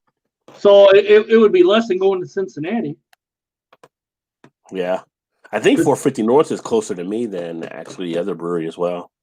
It's an hour, give or take an hour from our house. Hour and 10 minutes maybe. It's 4.5. I don't know. Or you guys could meet up in Columbus at some point and do the Brew Dog. But you know, go to the hotel, have the Columbus, Ohio. Yeah, we could do that too. But if you ever do come this way and we go up to 450, we got to go to Taxman, which is like 20 minutes from 450. That's in Indy, right? No, that's in Baggersville, which is south of Indy. It's about 20. You haven't, but me and your brother and Eric and Taxman would definitely be on the list. They make some great stuff from what you said. It's a Belgium style brewery. It's awesome. I love it's Belgium style it's beers. awesome. It's really good. I want to go like that whole weekend. Probably at this point it's been 3 years ago. Me and Shana's brother and both their cousins come in town that weekend. We went to Indianapolis for like 3 days. So on the way back, I was like, let's stop at this brewery, Taxman, because I know her brother's like big on like Belgian style and Hefeweizens and stuff like that. Something that's not really hoppy. I was like, Donnie, you really love this brewery. I was like, let's just stop there. So we stopped there, and it was like we spent like 4 hours before we come back home. You're like half cut off of the screen. I know, because you keep turning the camera. We need a better setup. Now I'm half cut off the screen. Well, but the laptop I bring from work, everybody says it's got demons in it and it goes real loud. So, what are you doing? Sometimes it does. It hasn't happened tonight. It's a different computer, I guess. Now Shannon's off screen. Set the camera back further, maybe. Then she can't see, so that's a no win. It doesn't matter. Rod will read to me. There you go. Is that better? Now we're both in it. Yeah, that's great. You guys are both in it, so yeah. But if you guys ever come, we'll do 450 and Taxman because they're pretty close. Now, how far is Ellison from you guys? The new Ellison is in downtown Indy, which is where we went before. Oh, and they have a dog park brewery. No, that wasn't Ellison. No, but that's in Indy. Yeah, there's this one here. Yeah, Metazoa. Metazoa. Yes. You can just drop me off there, and then y'all can go do your thing. But Ellison is the brewery we went to before we went to our work. I remember. It was the best anniversary of our entire marriage. I'm not talking about that. Listen to what I'm saying. Eric's asking about Ellison. Welcome to the Todd and Shannon show. Yes, that was good. Going to the brewery was awesome. That was awesome. Oh, that's awesome. Sounds like, well, I'm not going to say anything. I'm going to just sit right here. Yeah. What are you drinking, Shannon? Yeah, what are you drinking? Guess. Oh, not Still Red Stripe. It's her new favorite beer. How do you guys like Jamaica? I don't want to talk about it. She's depressed ever since we've been back. She's been depressed. Really? You've been depressed? Yes. Except for when I got the baby news tonight. Yeah. She don't even talk to me no more. I've been in a deep depression. Stays in her room. Because you know why? Goes to work and I go play COD, so it's all good. No, it works. It's not just because of the red stripe and the beautiful scenery. It was because I learned about a different culture than me. and there were so many people, and they had such a good attitude. And they her were just, boyfriend there that was there at the pool. oh my God, he was not my boyfriend. No, but You're the guy that was calling Todd like the bodyguard or something. no, no, that's when I smoked pot with the puppies. No, Yeah. they're talking about when I smoked pot with the puppies, and he came, and then he was like, "What are you doing?" I was Debbie Downer, apparently. No, and then after that, trying to when be we safe, but never mind. Hey, Todd's like, I want my wife back. Can I have her? No, and then after that, when we would, she's like, "No, I'm staying." No, and then after that, when those guys that I smoked pot with the puppies would see us, they would call Todd like extract security extraction. Like I was the bad guy. Yeah, because he came and was like extracted me because he was the security. You know who you were, Todd? You were like the boyfriend of the girl on Dave Chappelle's Real World. What's that? I don't know what that means. You were that guy. Shut up, Rod. You're not helping down here. Tell me. Oh my God. Tell me. Look it up. No, tell me. I want to know now. No, look it up. Todd will show you. It's a funny. He won't show me. He won't show me. Oh yeah, you will. No, it's the Dave Chappelle show. Yeah, it was good. Yeah, I mean, I was just trying to live my life. Yeah. With the puppies and the pot and my new friends. What else do you need? That's one of the funniest skits there too. Paradise. You shanked my dad. Okay, Dave Rod, Chappelle. Rod, you got to pull it up and play it for everybody if you can. As we get towards the end, maybe we'll pull that. Well, I don't want to. Tell me. Well, yeah, not now, but later on. But tell me, and I'm gonna go watch it. Dave Chappelle and what? Real World. Girlfriend, Real World. Yeah. Chappelle. Just put Real World and it'll show up. Girlfriend, Real World. There you go. This one. That was a channel. You were a tourist spending money. They're going to be nicer there. No, she wasn't spending any money with the guys. No, there, they just gave it to me. Because I had big titties, and those Jamaicans like big titties. Smoking pot with puppies. Oh, so they wanted something a little bit more. Pot sounds like a good combo. They didn't want anything. Alan. Yeah, so. Go to YouTube. You probably find it on YouTube. Okay, Real World. Girlfriend.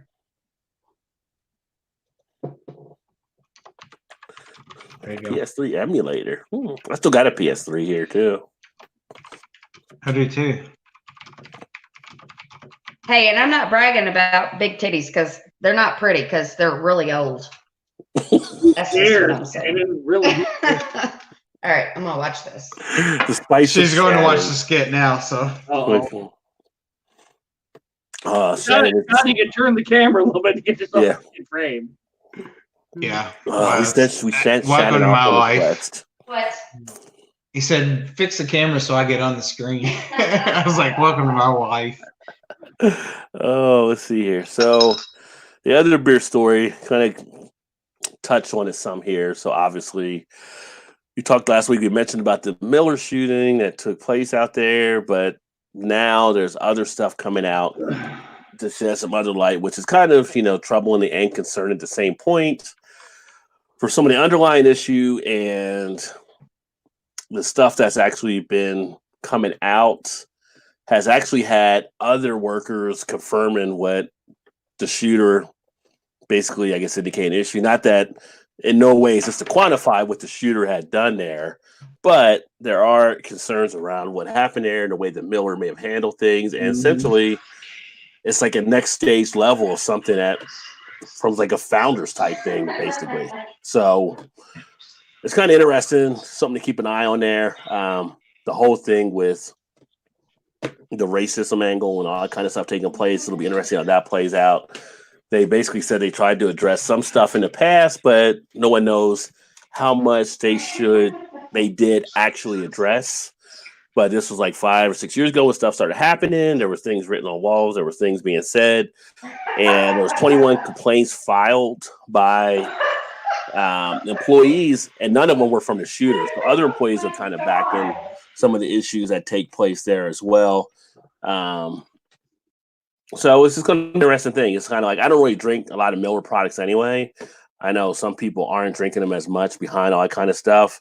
I do. Alan said, yeah, like Alan said, that Morrison Corson thing should have folks boycotting the fuck out of them. Everybody's got to make their choice. I mean, it's disturbing how long all this stuff did happen to go. And I got to agree with Alan. And so people got to, people will decide as more stuff's being out. Again, the police haven't released all their findings yet, and all this other stuff that's still being investigated. However, there's a lot of arrows pointing to a lot of bad shit that seemed to happen with some of the employees there at Miller. So I don't know if you guys have any thought on that there. I agree with you 100%, Rod. I can't. Yep. Yeah. I mean, but it's just being a loyal drinker for me. I don't want to go to AB InBev because I don't like or AB InBev products. Right. I don't know what other macro kind of beer I'm going to go. Right. There you go, Eric. I go to Red Stripe. Yeah. Oh, the Red Stripe. There you go. Yeah. But it's just it's a weird type feeling with that. I got something to say about this. It's a whole weird situation that took place around it because it's different in that how it actually. I don't know. I guess for me, it's kind of different on how it feels. Like, it's still bad. Like, two bads don't make it good either, or what the reaction was. But it just has a different overall feel to it. Like, I think about the movie Falling Down. If you push a person so much to the level where they crack, you have no idea how that person's going to come back out of it. And that's actually a really good. I know what we're talking about. That's a really good example. And I agree, Rod. Yeah, and it's kind of weird because you're not rooting for the person for what ended up happening, but at the same point, it's almost like there's an empathy feel. Like you can kind of understand where someone may have been backed up to a certain level, but when you go to that next high extreme, that doesn't make it right either. So it's kind of right. But you never know until you're in that person's and that's shoes. Like, but Rod, it doesn't make it right in the same sense. Like, I get this. Like, people are like pounded down and hurt and made to feel like shit, and then finally you explode. I mean, there is a level where people. I know I've had too much to drink, but I know what you're saying. You have empathy for people that you don't understand where they're coming from, but you kind of understand how they got to where they are. Yeah, but that doesn't make what they did right at all. But people can only take so much until they fucking blow their fuse. Yeah, but that doesn't give you the right to go murder people. No, absolutely. It does not. It does not. No, but not everybody has healthy coping mechanisms. Yeah. And if it's a point, I guess, when you're pushed to that breaking point and you've done things and you tried to bring it out and you feel no one has your back or whatever. Yeah. Maybe it was the firing or whatever that kind of pushed it over the next level. That is like, you don't know what may have happened to that person's.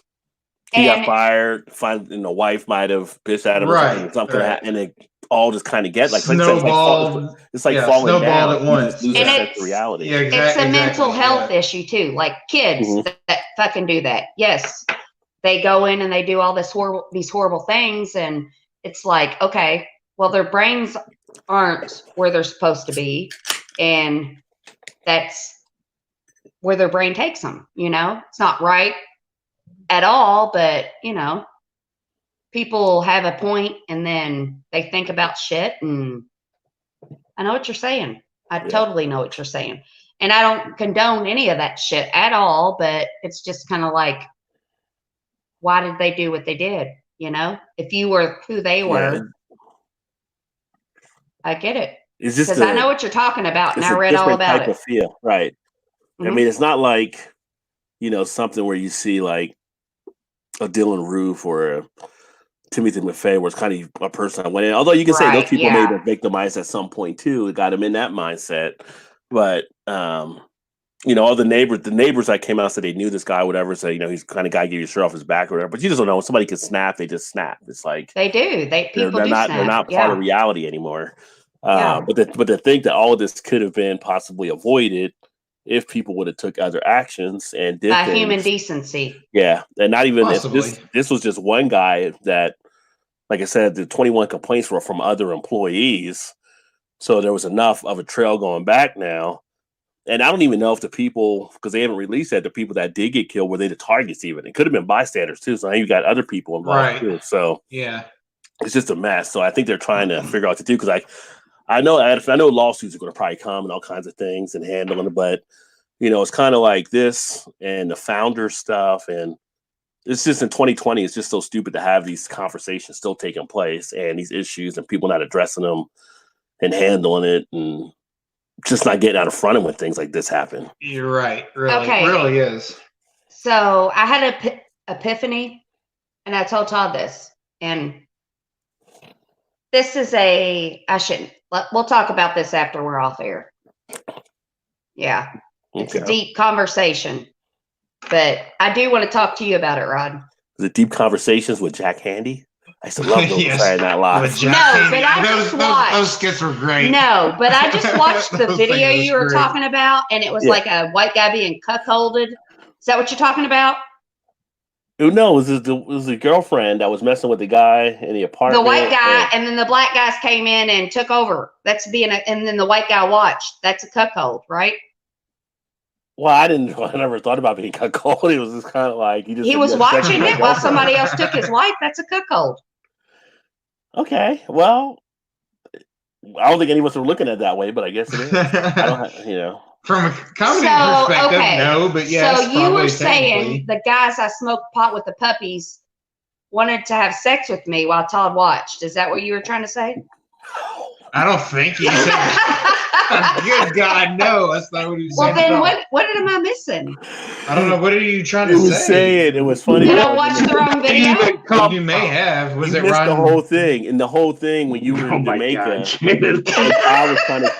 Todd was trying to come back and get you. The guys were like teasing about it, but it was like in the skit, whatever the boyfriend would say, he would get teased about it from the other guys and stuff. So it was kind of like he didn't feel secure, like everybody kept coming at him. It just went way over. Yeah. I think I might have watched the wrong video. I think you did. They weren't nude in that video, were they? What? They weren't nude in that video, were they? Not. They were just showing. Okay, so this is what happened. This is what happened. What video did you watch? What video did you watch? Dave Chappelle, Real World. Mm-hmm. And so the white girl and the white guy came in. Right. Like me and Todd, we're both white. And so what? Really? Wait, what? And so these two black guys came in and they were like, that white guy ain't got nothing on me. Move aside, boy. And then they took the white girl and they took the white girl and the white guy was in the corner crying. He was crying in the skit while the one guy was having sex with her. Yeah. Right. Like a cuckold. Okay, but that wasn't the whole. I think you went too deep into what you thought we were. She went way beyond what it I usually do go too deep.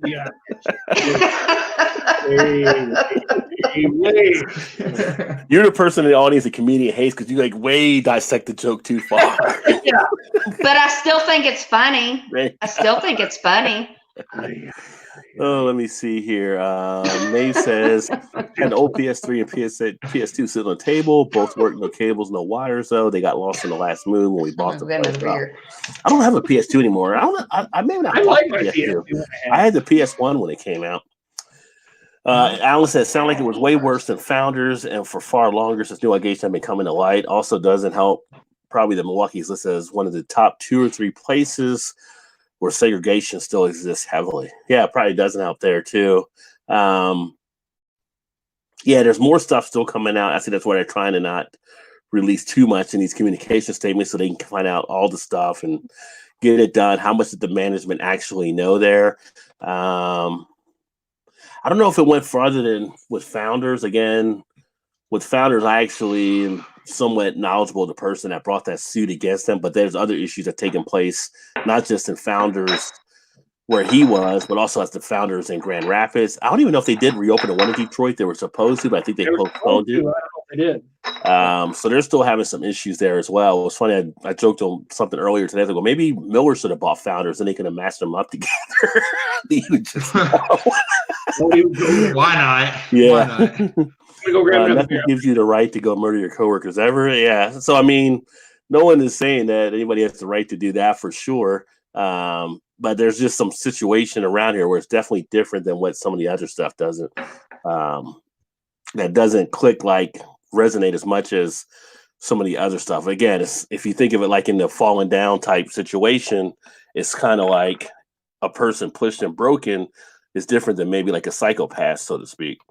Right. But you ever watch Falling Down? Folks can only take so much, and it's one of those places to work where you can support your family. And see like that, I can't fathom having to deal with that. Right. Definitely two sides for sure. Yeah. You got that all wrong. I didn't have sex with Katie. Lysol has sex with Katie. Dave Chappelle. It still never means you should start murdering others. Dust off, Greg Bruce, and move on. Yeah, I mean, I know what Vanessa's saying, but it's just, again, you're trying to look at it from a logical sense of things, and when things get broken, they're not logical. They become irrational. That's why there's heat in the moment type stuff. So to try to put logical eyes on it is one thing, but then there's stuff that just doesn't fit in that box. The carburetor, talking about the other website until I examine the schematics of the entire fuel system. Vanessa, nothing should ever push someone to a point like that. I agree with you, but you got to look at underlying issue. Vanessa, why are we talking about carburetors? I think her and Nave were talking about that. Agree, Alan. Be courteous, nice to people. It never hurts. Might save your life. Yeah. At least Dallas now you're talking about pecker wipes. Very much teaching you. I have followed this showing students the overarching goals and theories and why help. They work through the steps, having goals in mind and why they are. Important, gives them the ability to keep linking the new steps to the whole. Let me see here. No figure until left college, back in school, nothing was connected to anything else and didn't match up either, man. You guys are making me think, Vanessa and Nave. So if I harass people to the point that it can merge a good thing, no. Of course not. I would be in the wrong. No, I don't think no one's saying it's a good thing. I think Vanessa's like Shannon was going deeper than what it actually was. It's more it's mental illness plus being drove to the edge. Right, it's being drove to the edge. Yeah. And when you have a reality break, then it becomes a situation where, people don't see anything. It's like the whole heat of the moment, like I mentioned. And like if a husband catches or wife or husband catches each other cheating or something, sometimes in some states, you don't get convicted because it's the heat of the moment and you snap from reality. And it's also mental illness, which is a very real thing that people don't acknowledge. Right. And to try to look at it logically, a lot of times you miss that because you're trying to put it into a certain box and it doesn't fit in that box. Well, I got to expand on that, but that's another topic for another day. But it's like, so if you look at that versus someone that plots to go out and commit a mass murder just to commit a mass murder, it's two different things. It's two different things. And had there been intervention more from the company standpoint, lives may have been saved, things would have been changed and differently. Whereas if it was just kicked down the road and never really addressed, then it becomes a liability on the company and stuff as well for not stepping up when they should.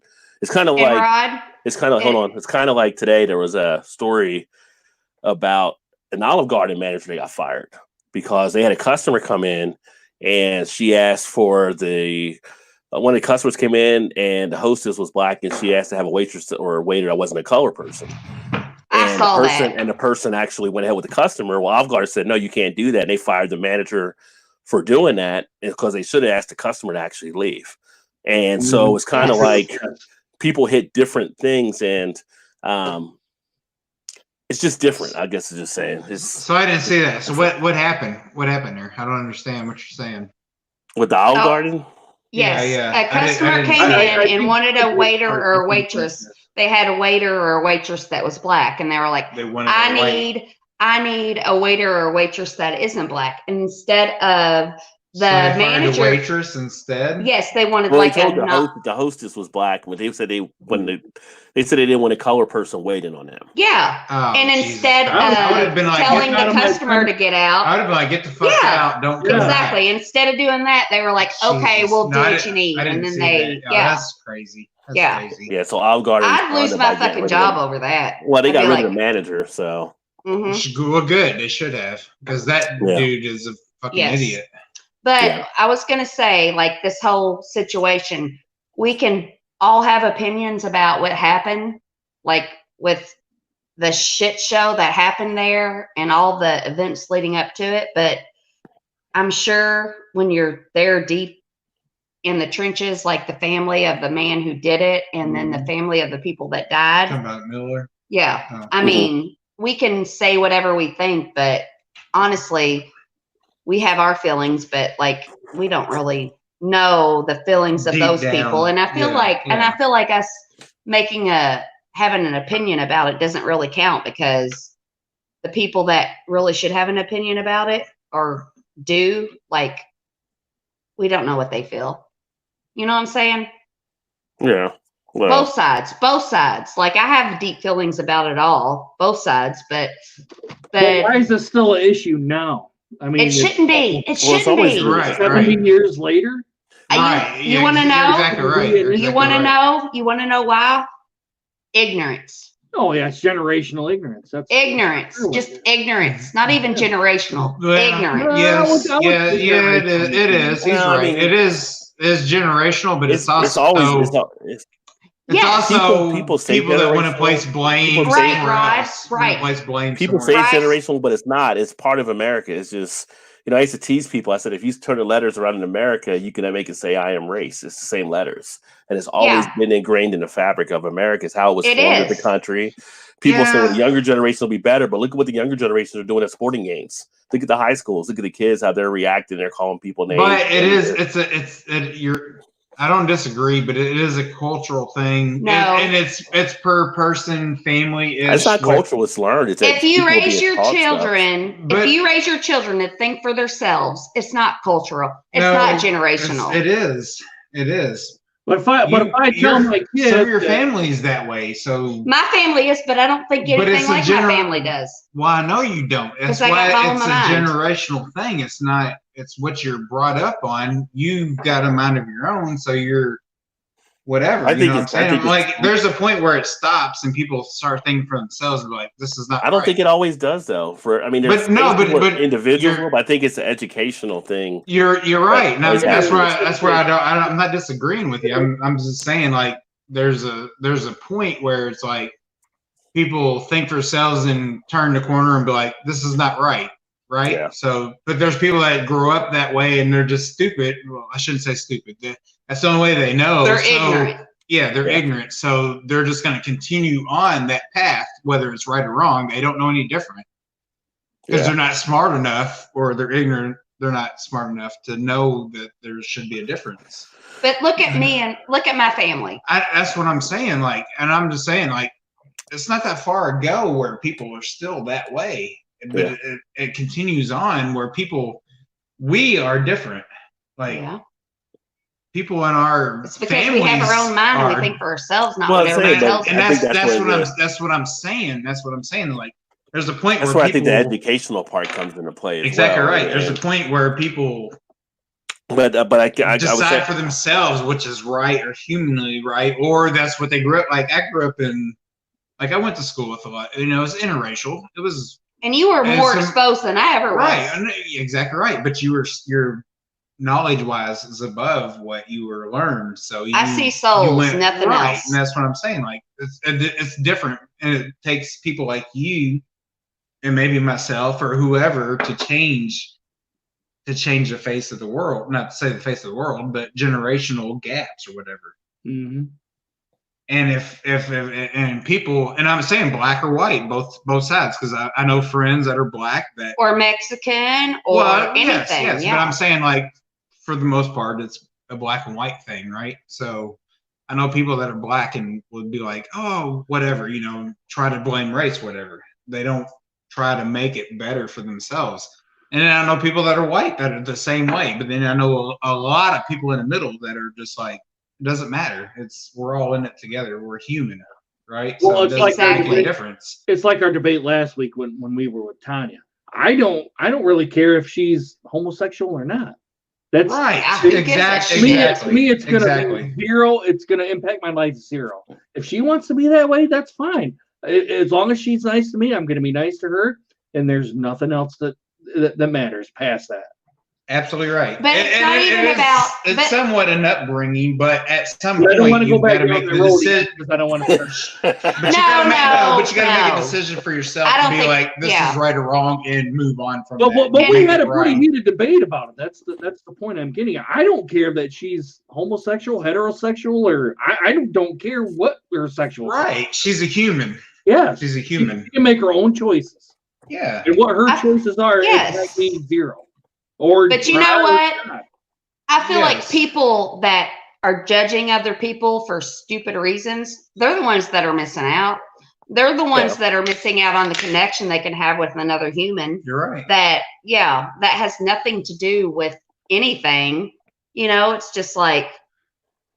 I just look at it as if you're nice to me, I'm going to be nice to you, regardless of your race and sexual orientation. Eric, I've said that for years. It's like, do to me what I would do to others. Or yeah, whatever. but I don't even feel like it's almost as simple as that. But people try to make it more complicated than that, and it really shouldn't be. And I don't even think it's about being nice to each other. I just think it's about being cordial being and just being a nice person. We're going. Being connected to another human being. You don't want people to act like to you, so you're not going to act like that to others, right? Because I don't like everybody. I'm not saying I don't like, but I don't connect to every person I meet. And that's fine. If I'm not connected to them, that's just doesn't mean they're bad, doesn't mean they're good. Just they're not right. Yeah. And I'm sure I know I'm big, loud, I'm too much for some people. And just because I'm not their person doesn't mean they're a bad person. It just means we just don't connect. You know, doesn't mean anything other than that.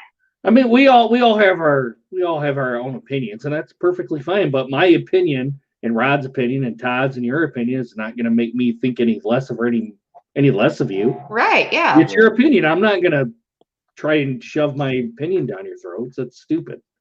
And Rod, this is, I was going to say, you know, afterwards I would talk to you about this, but you know, I've always been like African Americans are like, they're against us because of slavery. But then I was like watching, like, I think it was something on Netflix, and I think it was Ellen DeGeneres had this thing, and it was like talking to all these different people, and Obama was on there, and it was just talking about, you know, like the race thing back, wasn't even 50 years ago. And I'm like, they're not pissed off about slavery. They're pissed off about what happened 50 years ago.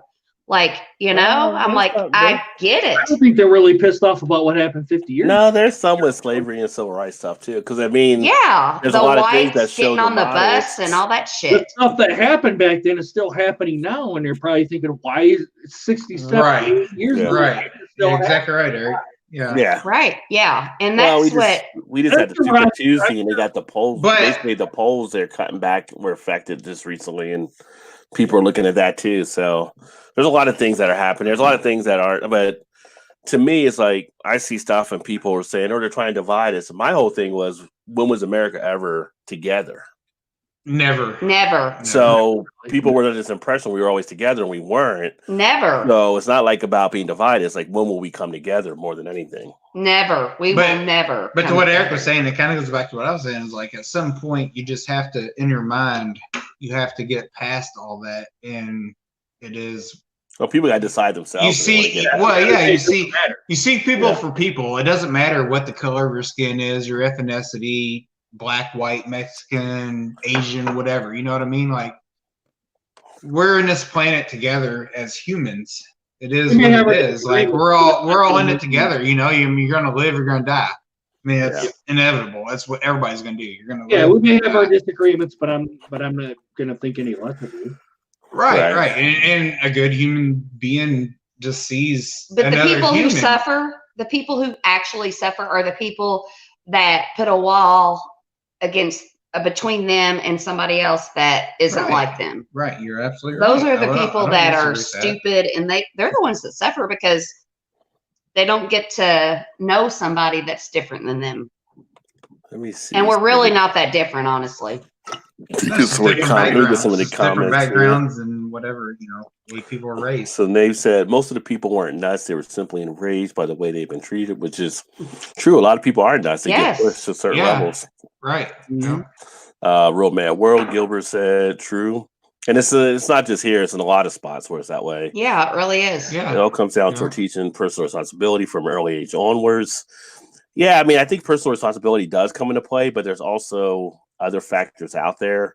It's hard to put yourself in a spot if you never walked in that person's shoes. So there's different. Like one of the worst sayings that people have is, "I don't see color." That's one of the worst sayings you can actually say, because you're saying you're not really accounting for the person you're talking with, right? What their background or their diversity or their heritage might bring to the table as well. So yeah, you can learn so much. A lot of people yeah. color hate when they say, "I don't see color," because it's just. I can see both sides of that. I understand what you're saying. Well, I see both sides. I can see both sides of it. I see color, but I want to learn from somebody that's different than me. No, but when I think of don't see color, I don't like. I've got a lot of good friends that are African American, right? To me, that means I don't see color. Like, I don't really care if you're black or white or Asian or whatever. I don't.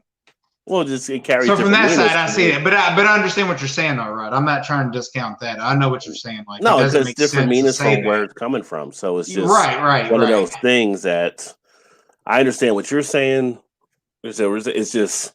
It means different things, yeah. And I understand what you're saying. Like, I'm not trying to discount Rod, I have a question for you. Hold on, let me get some of the comments because I've neglected. I feel like they're racking up here. Right. Hold on. Oh, you're going to get in trouble, Rod. You're going to get in trouble. The employee that did the cheat had already won a lawsuit against the company, and the behavior continued. I think he should have been taking his winnings and left. But at the same token, the company should be held liable for not changing the culture, right? But the only problem is, yeah, he may win a lawsuit, which actually winning a lawsuit may have made it worse because then they might have tried to do other stuff to antagonize him to leave. But what if you're in that town and you have nowhere else to go? Maybe that's your best paying job. So now if you leave, you're out of that job. So it's not as easy for people to walk away as well. What up, Alex? Cheers, my friend. What's up, Alex? Appreciate you too, brother. Man? Hey, Alex, the second week of August is when I'll be back up in New Jersey. So as we get close, I'll let you know so we can hook up and do some beers up there. Right, beers, come on. Psychopaths and leadership, substitute sociopaths. Google Scholar. Oh, you see here. Let me scroll down. God dang, there's a lot of comments in here. Vanessa, hello to Alex, and cheers to Alex. And then Vanessa, and hey, Alex. What is up, Alan? Chilling, homie, chilling. Everyone can be broken down. It's what you do from there that matters. And it's true. I mean, it is a matter of the actions you take after that. But again, some people just have that break from reality. It's what you do. Everyone's mind and brain chemistry is different. Yeah. Carburetors don't work without mass. Excuse me. Carburetor. All it takes is one bad day to reduce the sanest man alive to lunacy. That's how far this world is from where I am. Just one bad day. Right. Alan Moore is kind of like that one day. And, we see a lot of that stuff. Man down. Wow. What the hell happened there? That's becoming like a weekly part of the show, I think, when the camera goes down at some point. Kind of is. But, you think about that, and it was a movie, but think about that old movie like John Q. It's kind of like he had to push himself to do something he wouldn't normally do for his child to get health care in the movie. Yes, that was such a good movie. For his kid to get the health care he needs, he had to take over the hospital or whatever. There's points where people can be pushed to certain levels, and that's the only way they feel they may get out of it. Not saying mental illness, you can push it broken down. That's just physical and mental exhaustion. Well, you can't. Everybody is not everybody, though. That's the thing. Thinking that Occam's razor, your decisions rely fucking God. Way the edge you may fall. I think we hit the level where Todd and Shannon's camera is drunk. That's Todd's drunk. I'm not drunk. I hit the wire twice. I didn't do it the first fucking time. Issues from tragedy in the far past come back to affect you in the present, even after such long distance of time in between. Ignorance is a lack of curiosity. E.g., many of you have no idea what Vanessa or myself going about, and you don't really care to learn, so you remain ignorant. Ignorant is not knowing. So if you don't know, you're definitely ignorant. Yeah. And also, the heritage of America isn't taught truthfully in school. That's true, King. It's not. A lot of it isn't taught there, and a lot of things left out. It was kind of like when they came out with Watchmen. The first episode was about the Tulsa massacre that took place. And so many people were like Googling it, like they had no idea it happened. It's for me, it's kind of like, how do you not know it happened? But it's because I study a lot of history, and also being Black is something I caught my attention or stuff I read about. And so it's kind of like, these are parts of history not being told. Some people don't know the Trail of Tears. If you're Native Americans can't believe people don't know the Trail of Tears. So there's a lot of stuff happening there. We'll be going down. Redbeard, cheers. RB, what up? Stay curious, learn as much as possible. Never waste a minute of your day. Find your purpose, your passion, your mission in life. Pursue that with all that is in you. Yeah, education. I just earlier today we had something I mentioned on a Facebook post, like talking about how it's amazing how it was getting into the whole Bernie Sanders and Joe Biden. People were saying, well, one person was saying, well, it's just that people are afraid of socialism. And I was like, well, it's not even full-blown socialism. It's more democratic socialism. What Bernie Sanders is just an FDR Democrat. And we already have various programs throughout the country that are democratic socialism. People just don't realize that. I listen to all these different programs that are already democratic. So it's like when people say they don't want to hear, it's like you're already taking part in it. You just don't know you're taking part in it. It depends upon the schools and teachers doing the teaching. Folks should really stop trying to blame everything on school systems in general. Yeah, but the education system, I would say, us compared to around the world, has definitely fallen off for sure. But teachers can only do what they can. Teachers are undermanned in teaching, so parents have to be more involved there too. Redbeard, I think we're about to have an argument. You're just in time, my friend. Redbeard says, LOL. Alan says, what up to Redbeard? Oh, doing a few beer reviews. Cheers, John. What is going on, my friend? Even though schools were completely honest and innocent, there's always enough time to teach a kid everything they need to know in one class and 1 hour a day or 3 per week in college. I agree. There's a lot that can't be taught there. The golden ratio. Is the golden ratio the golden rule? True, we teach each other how to learn in schools and college. We do not reach people to know everything. That is an impossible task. Name what the family household is for, though. That's some things that schools can't teach. You don't learn how to learn in school for the most part. Everyone is still mad about slavery. Sorry, Shannon.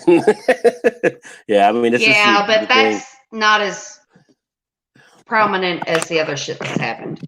Well, I think that depends on what group you're talking to, too. True. Yeah. My new logo has the 4 sentences: learn how to learn how to teach how to learn, teach how to teach. Those are 4 great sentences. That's the idea, Vanessa. Far too many teachers and professors fall short of that ideal. You do teach to learn in school. This has been my entire career spent doing. But in schools nowadays, you're teaching learn systems. In the lower schools, when you get to college, it's different. But in the lower schools, you're learning how to pass tests, which is the big issue they're having. You're not really learning a lot of other stuff. Like if you were really making a good curriculum in school, like in high school, you should have more, finance and economics classes, because not everybody's going to go to college. You should have been learning in high school how to do that. Look at people now that we don't have trades and stuff in schools anymore, and so many people are struggling out there. If people were learning trades, they could start their own businesses and do different things. Schools have definitely failed in some aspects. I agree, Nave. There are teachers who need to leave the profession. And Great Lakes Brewery RoboHop up next. Ooh, that sounds interesting. But that's if the parent don't try to teach before they reach school, then yes. If not, then knowing how to learn starts at home. School just builds on it. Yeah, I mean, and it's different than when I grew up. Like when I was a kid, I went to the library and I learned stuff as well. I know other kids that went to libraries and learned stuff, but nowadays you don't see as many kids in libraries. Yeah. No. Well, I saw an article a couple weeks ago. They're talking about like trade schools where they're afraid of like plumbers and electricians and whatever. Like we have a local, what's the school here? Prosser, yeah. That, like you go, in high school you go and learn some like traits or whatever, trade school. And they're talking like a lot of those jobs will go away because students nowadays aren't worried about trying to learn that kind of thing. So they're like worried that those type of jobs will eventually just die. Fade out. Yeah. You see me as fluorescent pink, or do you see Shannon as fluorescent pink? Because Shannon has pink on. Ripper says he sees me as fluorescent pink. Shannon's wearing pink. Of course, the eclectic, a lot of learning, good and bad, comes from home. Actually, home is probably where you get more of your life skills, are from home more than you get in school. Hit the like button, folks. Thanks, Dave. Always appreciate that, my friend. What up, Redbeard? Cheers, Eric. First Red Beer Fest happened May 23rd here in North Bay, baby. My road trip to North Bay. Nice, Redbeard. Nice. Folks that don't want to change the healthcare system haven't watched something that's worked for 30 years, burned through the retirement the same year they retired due to healthcare. Yeah. And the problem is being in the financial world is kind of stuff that we review and look at. Somebody has a health illness, that's the leading cause of bankruptcy for people. So one little health scare, you're down. If you don't have the savings and stuff built up, you're bankrupt. So I don't go to the doctor. That's not good either, Shannon. Right. That's a nurse. That's a nurse for you. She'll be the first to tell you to go to the doctor, but she'll be the last to actually go. Yeah, I only go to the doctor when I need a prescription refill. It names exact. Hey, we hate socialism, but don't touch my Social Security. Exactly. It's like the same people that used to have the signs, keep the government out of my Social Security. It's like, you do realize the government runs the program, right? They're going to be involved. Yeah. The government runs the program. Exactly. Oh, the name is right. Yeah. No, the golden ratio. I'd have to look up the golden ratio. Program after program, Alan. Yeah. I teach high school and colleges, and CT has several trade high schools. Well, they're starting to try to bring more trades back. I say CT, but it's Connecticut, but they're trying to bring more trade schools back. But we became such an outsourcing country back in the 90s. That's when trade schools really took a big hit back then. And that's why I was never a big fan of NAFTA when NAFTA was done, because that was like terrible, because that was going to kill our trade stuff and take us from being producers to more buying from offshore. And look at us now, we have so much stuff leveraged out. That's why we're feeling the impact of the coronavirus. A report that came out, like a lot of pharmaceutical stuff, a lot of the drugs, like 70+% are being made in China. If China ever cut that stuff, people would be screwed here for some of their medicines. We leverage so much other stuff out of the country. It's sad. The pink thing was a joke, going back to when you were talking about people that said they didn't see color. LOL. Gotcha. Love you. I mean a lot. Thanks, Bounty. Cheers, Bounty. I mean, LOL. I mean it. I love it. I have 4 health plans I use. It's still not enough. And see, you shouldn't have to have 4 health plans. You shouldn't have to have 4 health plans. But then people were so against like some of the stuff, and I would just say Bernie, because you're not going to get the same with Biden or Trump. But his plan would have been where you wouldn't have the 4 type health plans. But we're the best and richest country. That's right. LOL, eclectic. Yeah, it's kind of like our senator here, Rand Paul. He always talks about not having like a healthcare system like that. But when he needed an operation, he went to Canada to get it. So where are you going up there for? Why did you go here in America, Rand? Right. High school, I taught a Texas, thought a chemistry class was just a textbook. Bounty says LOL. And heck, I mean, my first batch of TNT chemistry then freshman year. Yeah, so different times. Back then, we did a lot of stuff we probably shouldn't have done, but that's where we were back in those days. I just about burnt down the school when I was in a home ec class. I'm just gonna say nothing ever gets the attention of a chemistry class than saying "oops." Either that or home ec class, one of the two. Eric, you're trying to burn down the school making a crepe, didn't you? Thanks, honey. I love yours too. Grease fire, Todd. Grease fire. Okay. I got to catch up with some of your streams. See, if you guys haven't checked out Bounty, make sure you check out Bounty. He does some pretty good streams there and has all kinds of panels. We have some fun stuff that takes place. Bounty, do not look at my channel because it sucks. Hi, Shannon. I missed you, kid. Where were you? So your favorite friend Dolly woke up.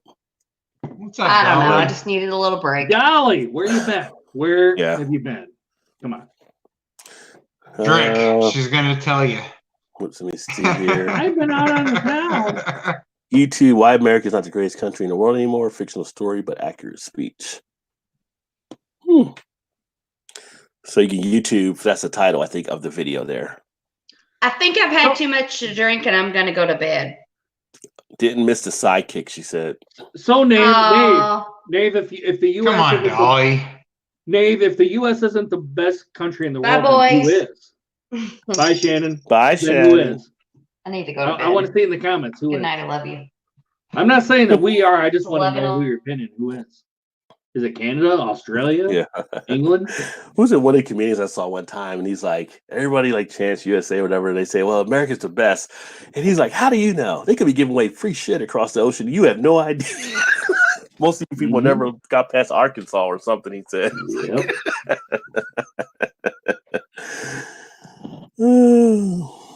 Collected said the Navy, yep.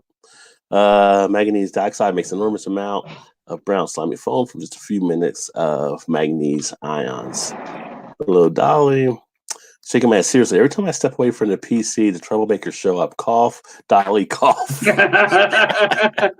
That's what happens whenever you step away. Millimeters, not minutes. Oh, okay. But yeah, so it's just an interesting thing. I spent a bunch of time on it, but the whole Miller thing is going to bring out some stuff. But then it brought up the discussion on all the other stuff too. Yeah, so. Well, it brought back above the founders thing, so yeah, brought that kind of back to light a little bit. So in the end, it's all about respect, and do that, and golden rule basically. So I'm going to try to leave here about 11 o'clock. About 11. Yeah. All right. Are you coming to the at 11? You'll first? be here way before then. Well, it's 5 hours, so it should be around 4. Yeah. All right. That's fine. No, legit. You guys are getting the biggest hugs tomorrow. I cannot wait to meet you guys in person. Okay. Okay. Are you not a hugger, Rod? Well, Rod's got his wife, so he might be like, whatever. Is your wife a hugger? Because I'm going to hug her too. Yeah. Now, Shannon, how tall are you? How tall are you? I'm going to give you the You know, Heisman. I'm 5'3". I'm a little bitty, short thing. Oh, God. I'm a giant next to you. I love to hug giants. Giants with blue eyes. Yes. Are you going to wear a blue shirt tomorrow, Eric? If you wear a blue shirt, you're going to get an extra super duper good hug. I might do that. Please wear a nice do that, blue Shane. shirt. Easy, Eric. Easy. He doesn't care. Eric, he really doesn't care. I'm a big hugger. I'm hugging the fuck out of all of y'all. Whoa. It's just a hug. It's just a hug. When God. you throw that kind of content into Yeah, it, like Throw that kind of out there, Shannon. Todd, does Shannon have a buzz right now? Yeah, that's why she's going to bed. I'm shit-faced. I'm going to bed. That's why, so I can wake up by 11 o'clock tomorrow and get on the road. 3? What time are we leaving? Yes, we're leaving at least before then, probably. Give me a time. I need a time. What time's Kylie and what time she got off the bus? Like 2:30?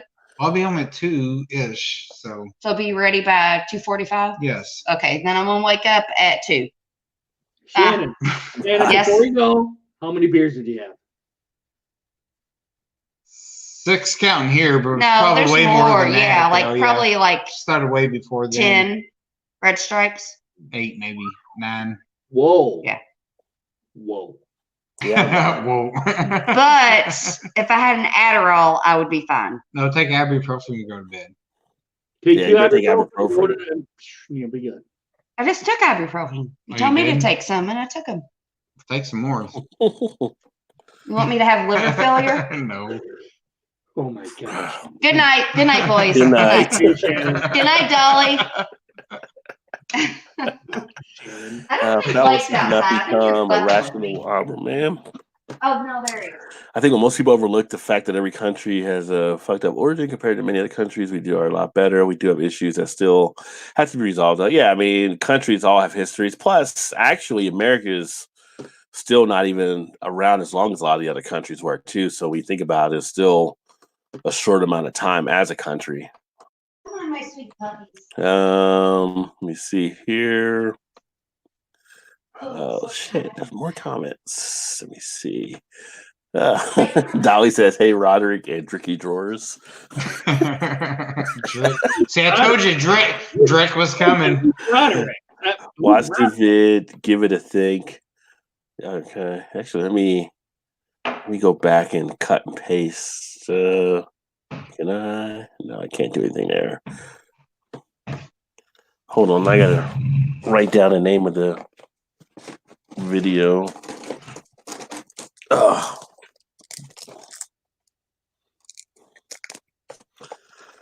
Yeah, I'll check it out, Nave. I'll get my pen to write here. Oh, piece of shit. Give it a think. Yeah, What's the that? why America is not the greatest country in the world anymore. On YouTube? Yeah.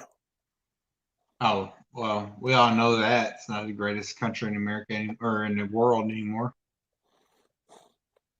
Yeah, check out the video as well. I think it's better than most. Personally. Well, no, I would agree with that, but it's to be the greatest. I don't think the rest of the countries look at us being the greatest either anymore. No, I don't think they do either. I think we're way behind. Well, we're behind on a lot of stuff. Look at our ratings on a lot of things. We're not high up anymore. Well, let me see. Slide back down here. And I wrote down the name of it here, Nave. The guys are planning. Jeez, Dolly. Come on, Dolly. Are you really kidding? No, I don't think so. I'm not even gonna acknowledge that. The question is, sorry, I heard a train out there. These had those tornadoes in Tennessee. I was a little worried for a second. There's a plane going overhead, though. How do we regain the positions of leadership in those fields and areas of endeavor? Well, leadership is the big thing as far as being respected in the world as a leader. I don't think we are as much now. I mean, we're obviously still, top 5 or whatever, but I think like they had a lot of stuff like where some of the leaders were pointing towards Merkel, in Germany kind of being the leader now, and she's retired after her term is up. So I don't know. We should get back in. I think STEM is the way. That's one thing like with Yang that even though he dropped out as president, he might be somewhere that if Biden were to win, he gets some type of role where he can do more stuff with STEM and math and all that kind of stuff to try to push. I think we have to get back into doing those kind of things. We always have, we import. That's how we get back. True. LOL. Well, we were importing people to come in and do stuff, and then now we got the immigration stuff. We can't import them anymore.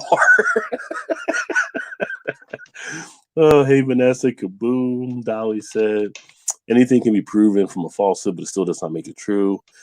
It is why we prove from true statements.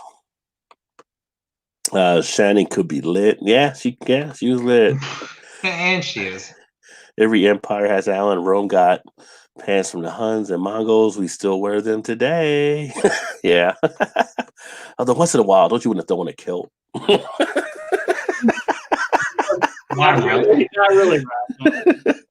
God bless America and freak everybody else, and don't order shit from Wish. Coronavirus. And then just Vanessa by the Shannon. There's such thing that every empire takes from different cultures, and every culture borrows bits and pieces from other cultures as well. Yeah. Glass of water, Alka-Seltzer before bed, no hangover. Well, that could be something there. I've heard that before. Dolly says America 2020. YouTube. And I used to watch the newsroom. I saw the newsroom speech. That was a pretty good breakdown of that stuff there. Some of the stuff wasn't factually on point, but the whole essence of it was definitely on point. Not high up on healthcare, quality of life, happiness, education. Another thing that we're not high up on is I don't know if you like baby when women have babies, them dying. What's that? What's the word for it? Can't think of it offhand. Begins with an I, but I can't think of it right now. It's not the rate that we have for women that actually have miscarriage or death at birth. We're like one of the countries that is not a top one to have a high number. We're actually kind of bad on that point. Infant mortality rate, what I'm thinking of, I think. A lot of women give birth in the country. Our number is like, higher than it should be for infant mortality. Huh? Stillborns? Yeah, stuff like that. I mean, that's all under infant mortality rate, I believe. Yeah. So all that comes into play. There's my thing here. Hold on one second. All right. Bounty said LOL. Not for that, but that's stuff we were talking about. You got me. I'm making America sexy and great. I'm proud to be a part of the U.S. Well, Dolly, you doing your part. I know, girl. Kilt what? Kilt what? You can still be a man and wear a kilt. You can rock it out. The Knave, baby. why you messing with Knave now? Free balling. Too high. Right. Here we go. And see, Alan was saying that too, as to being advanced as we are, the mortality rates are high. We're like top 20, which is horrendous. Yeah. If you can't feed a baby, then don't have a baby. Well, it's easier. Oh, she says, and don't make mail a baby. I think you meant make a baby, but that's easier said than done. So, True. you got to have the proper education, which a lot of places they try to stop having proper education about that. So they're like, oh, just do the abstinence. Yeah, that doesn't work. You can ask. Nope. You can only spank your monkey so long. All right. You can ask. You can ask Bristol Palin about that one. So that won't be any different. True. So, True. Yeah, because they were all about pumping out abstinence until Bristol pumped out a couple kids there. Geez, Dolly, really? What did the kids do to you, Dolly? Dolly? Yeah. Damn. Dolly, that'll get you arrested. Well, yeah. Well, or to make you a priest. Or, yeah. Or Penn State coach. Get your cut and use back to the wipes. Pack of wipes. Yeah. That's what it was. It's been an eventful night talking about a lot of the different stuff here for sure. I'm hoping to get deported back to Britain after my ancestors show up in the United States and Canada a good 300 years ago. Kids are overrated. I don't think you meant that. Really, Dolly. Come on now. I don't think you meant that. I don't have any kids, but I wouldn't say they're overrated. But I kind of want to have a kid or two. I do, and I would say they're not. See, there's Nave. He's good on stats. So infant mortality rate, U.S. is 55th in the world from CIA.gov. And we're like one of the leading countries, right? So how are we having bad mortality rates there? Hospitals are cutting stuff, I'm sure. It might be affecting things. Who knows? Fire, go for 5 minutes. Now that was funny, Dolly. That was funny. Why are you rating kids, Dolly? That's creepy. Don't let her get in your head, Alan. Don't let her get in your head. I'm kidding, eclectic. Just don't let Dolly babysit. At my age, I like kids as long as they're other people's kids and go home when I'm sick of them. That sounds like a grandfather statement. True. Totally. Oh, man. Give us a bitter Dolly. Because healthcare is so costly here. Yeah, it is costly here. Eric, seriously. Whoa! Ooh. I think Dolly's develops fondness for people named Eric, it seems. Dolly Foreign. I hope that's not to me, Dolly. This is Dolly, don't lie. You're riding around offering candy and Huffies, aren't you? Oh, that's hilarious. Erie never did make it back, by the way, Alan. I guess she crashed out after getting a kid down. I think she crashed. Yeah. Speaking of crashing, it's been a great, eventful show tonight. It's actually approaching 11:25, and I think we're going to go ahead and get ready to wind down because Eric's going to be out on the road tomorrow. Todd's got his rest for work before they hit the road. And 38.2%ers, so the PSA might not be that great. I think you're fine. You'll be all right. Just do it. I'll be all right. You could even drink another one. So I probably could, and I probably make you sleep better. Dolly said, "Not for Big Daddy." So Big Daddy. Don't be a hater, Dolly. Don't be a hater. Rod is sounding sick. Why do I sound sick? I don't think I sound sick. Do I sound sick? No. I don't think I sound sick. Good night, horse. Dolly. Good night, horse. In Dolly fashion. Good night, Dolly. Thanks, Rod. Dolly. Ooh, Drake blowing you a kiss there. Thanks, Nate, for being here as always. Show is also thank you, Connie. Thank you, Nate, for the chit chats. Definitely. Where you going, Dolly? Exposed and leaving? LMAO. King Boo says, night, y'all. I appreciate your patience, Vanessa. Nate said, yeah, you guys had a lot of, it was just a lot of that was just, I was getting over my head a little bit there, but I'm glad you guys were able to connect on that level there, Nave and Vanessa too. I will bite Dolly. Just don't be a Catholic priest. Eric. Wow.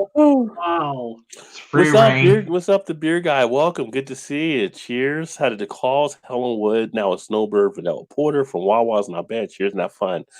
Wow. I did not heard of the calls Helen Wood or the Snowball, the Snowbird Vanilla Porter. I know Wawa's making some good beers from what I've been told. So I'm looking forward. That's one of the things I go to New Jersey next year is getting some beers from Wawa up there. Is that the grocery store or like the Quickie Stop or whatever? Yeah. It's like an upgrade at 7-Eleven or something. Like you can eat the food at Wawa. You don't want to eat the food at 7-Eleven a lot of times. No. At Wawa, you're good. Donnie said cheers as well. But yeah, I have to check out that Helen Wood too. That sounds interesting to see because I'm thinking it might be barrel aged if it's with the wood there. But at this point, let's go ahead and kick it over to the one-man show himself. Boom. This guy right here. And Eric Gilbert, I will say, Balt Liquor Sons. And by that, I'm going to say, if you've had too much to drink, please get a designated driver. You guys don't mind saying it, but now, if not, I'm going to say it one more time. Guys, please do not drive home drunk, okay? Because if you do, you're going to get pulled over by the cops. They're going to make you do that stupid-ass sobriety test. Then you get a free ride to jail. Then you have court fees and then possible prison time. And then if you hit or kill somebody, you guys know you're going to be in the slammer for a while. And if you kill yourself, you're always going to be, oh, God. I just fucked this up, Rod. I will admit it. Redo. Redo. Do it. Finish. I've done a search of family, friends, and put yourself 6 feet under, okay? Just sleep off your buzz, get your car the next day. Get the Uber, a taxi, a Lyft. Take advantage of the apps here on your phone, all right? Download the Uber app, download the Lyft app, take advantage of these on your phone. Because the $50 you spend coming back to the house is better than the $10,000+ you're going to be spending for court costs and all the other crap, all right? And if I found out you're doing it, I'm going to take a baseball bat to your knees wrapped in barbed wire, and it's just stupid to do. Even though I'm really not going to do that, it's just stupid, okay? Just please do not do it. It's dumb. It can ruin your life, okay? Just don't do it. You're like Frank the Tank. Like, if you tell anybody, it'll kill you. Frank the Tank. Okay, we're not going to really kill you. I just said that. Whoa. Wait, I'm not really not going to do it. But that's okay. That was just on a couple days ago, so that's stuck in my head. Facts. King Brew says facts. Facts. Fucking facts. And Gilbert says, sounds like ball licking, not malt licking, son. Hey, Gilbert. All right. Just spoken like a Packer fan. Maybe a little bit. Maybe a little bit. That's convenience stores a while. Yeah, it is a convenience store, but they like make sandwiches and that stuff there too, which is awesome. Because she has Wawa where she's at too. I do miss Wawa. So I want to say one more thing though, Rad. Okay. I want to thank Eric Gilbert. I want to thank Vanessa, King Brew, the Eclectic Beard. Who else? Erie. Dolly. Who else was there? Beer Man. Yeah, Beer Man, all those guys. We really do appreciate you coming here on the show. And I'm not just saying it just because I'm on Rod's channel. We do appreciate you guys coming on and share your stuff, guys. Absolutely. You might like this kind of stuff. Share our podcast with you guys because the more kind of conversation, the more kind of stuff we can get, the better. So, share it on Twitter, share it on your Facebook, share it on your Instagram. It really doesn't matter to us. The more interaction we get, the better it's going to be for us. There you go. I'm going to put that plug in for you, Rod. Oh, show, brother. And thanks to Bounty My Observation and the beer guy as well for being here.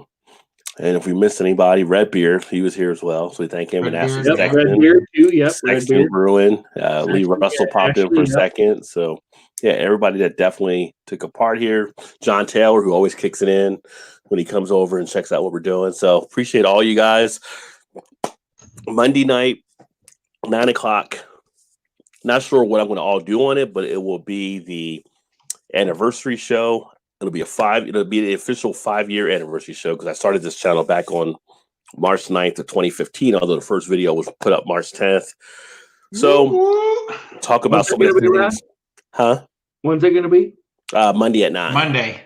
Okay. Monday. All right. And then talk about some of the stuff along the way in the first 5 years and things like that. And I don't know, come by, say hello, join us on here. I might do StreamYard if people want to pop on or something, but we'll see how that goes. But it'll be a nice little look back and tell you some of the stories that I've seen along the way of YouTube, why you should stick with it, because when I started out this channel, it sucked. It was just not that I sucked as much. I did the videos. It was just this, you put a video up and then you're like, why aren't people watching it? Like, where's the sub count? You know, that kind of stuff. But it's a process that you build, and some people get discouraged with YouTube and stuff. So talk about some of those type of things and why you should stay on it in different ways to maybe help, and things that help me that maybe you had a channel longer than I have, but I've got maybe more subscribers yet. Maybe there's other stuff that I can share that might help you as well if you've missed anything along the line. So hopefully you guys kick back in that. I'll be cracking open some beers there, and we'll see what happens on Monday night. That being said, we're going to wrap this up. I'm going to be back tomorrow. I didn't do it tonight, but I'm going to do an unboxing tomorrow. So you'll see what's all in the box here. So I'm going to do that tomorrow. Uh-oh. And tomorrow I'm going to be vlogging about my entire trip on here. So check out my channel. I'm going to have it all on this phone right here. Yeah. Yes. You might see some live content, maybe, Eric? No? Maybe. From If my I can brother's get house? We might somebody to come out do some shit from there, maybe? Yeah, Eric needs some power. Yeah, so we got the Beer Fest this weekend, and I got this little baby now. So we'll be shooting some video out of the Beer Fest as long as I can remember to do it before the beers kick in. So we'll shoot some videos and get some footage and share some stuff there. Hopefully I get some nice breweries on, some of the guys that work for them. We'll talk about some of their beers. Usually I can get some guys to talk when I'm out there and do a couple minute clips here and that. So we'll have that. Probably it won't be up Saturday, because Saturday I'll probably need to rest after the Beer Fest, but probably Sunday cut some footage there too. So we might be taking a nap. not maybe, maybe together, not. like Maybe me. You're not together. No, not together. Not together. No. Oh my God. I'm not insinuating that at all. Yeah, that's what Alan said. It only takes is one thing getting shared, and you'd be surprised, right? It's all it usually takes. Exactly. Yeah. It's tipsy. We got some Jaquan in here. Hey, Mary. Cheers. Yeah, she came and said, "Cool, I'm so late." Yeah, we did it earlier. Bye, even though you were late. Thanks for stopping by. The good thing with YouTube is you got the replay. So that's right. So no gaming with y'all this weekend? Well, I'll be around tomorrow. Sorry, maybe Alan. a game tomorrow night after, depending what happens. Well, Todd won't. I won't Eric be. won't. Eric probably won't be. Because they'll be at the brother's house or at the brewery. Cousin Pat probably will be, though, maybe. Yeah, Sunday I'll probably be around at some point, too. So yeah, Sunday for sure.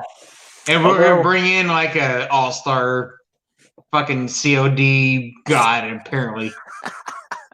We're bringing in somebody to our regiment that's going to be like phenomenal.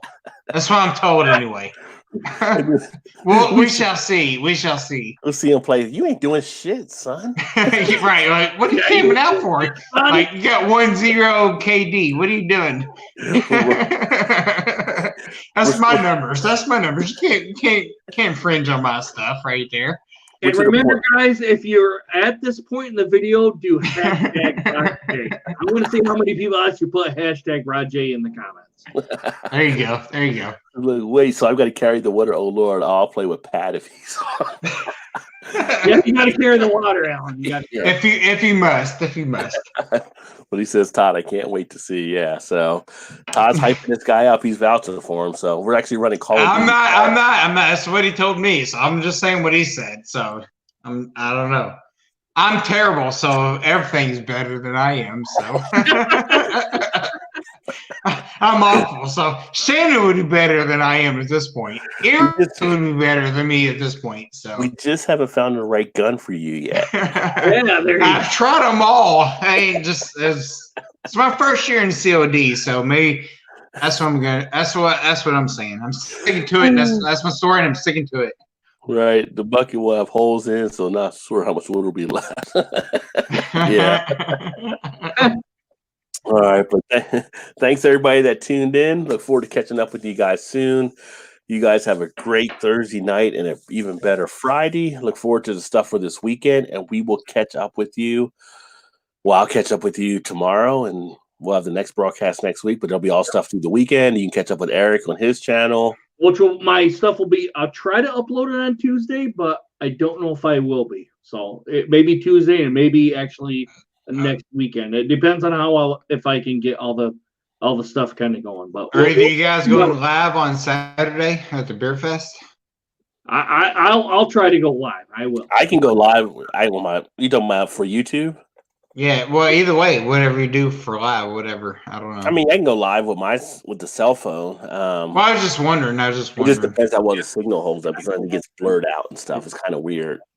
Right, yeah. I like to go live, but they take as well Kentucky Brew in the house as well. So yeah, we should do if nothing, like a small amount, just like a couple minutes. Yeah.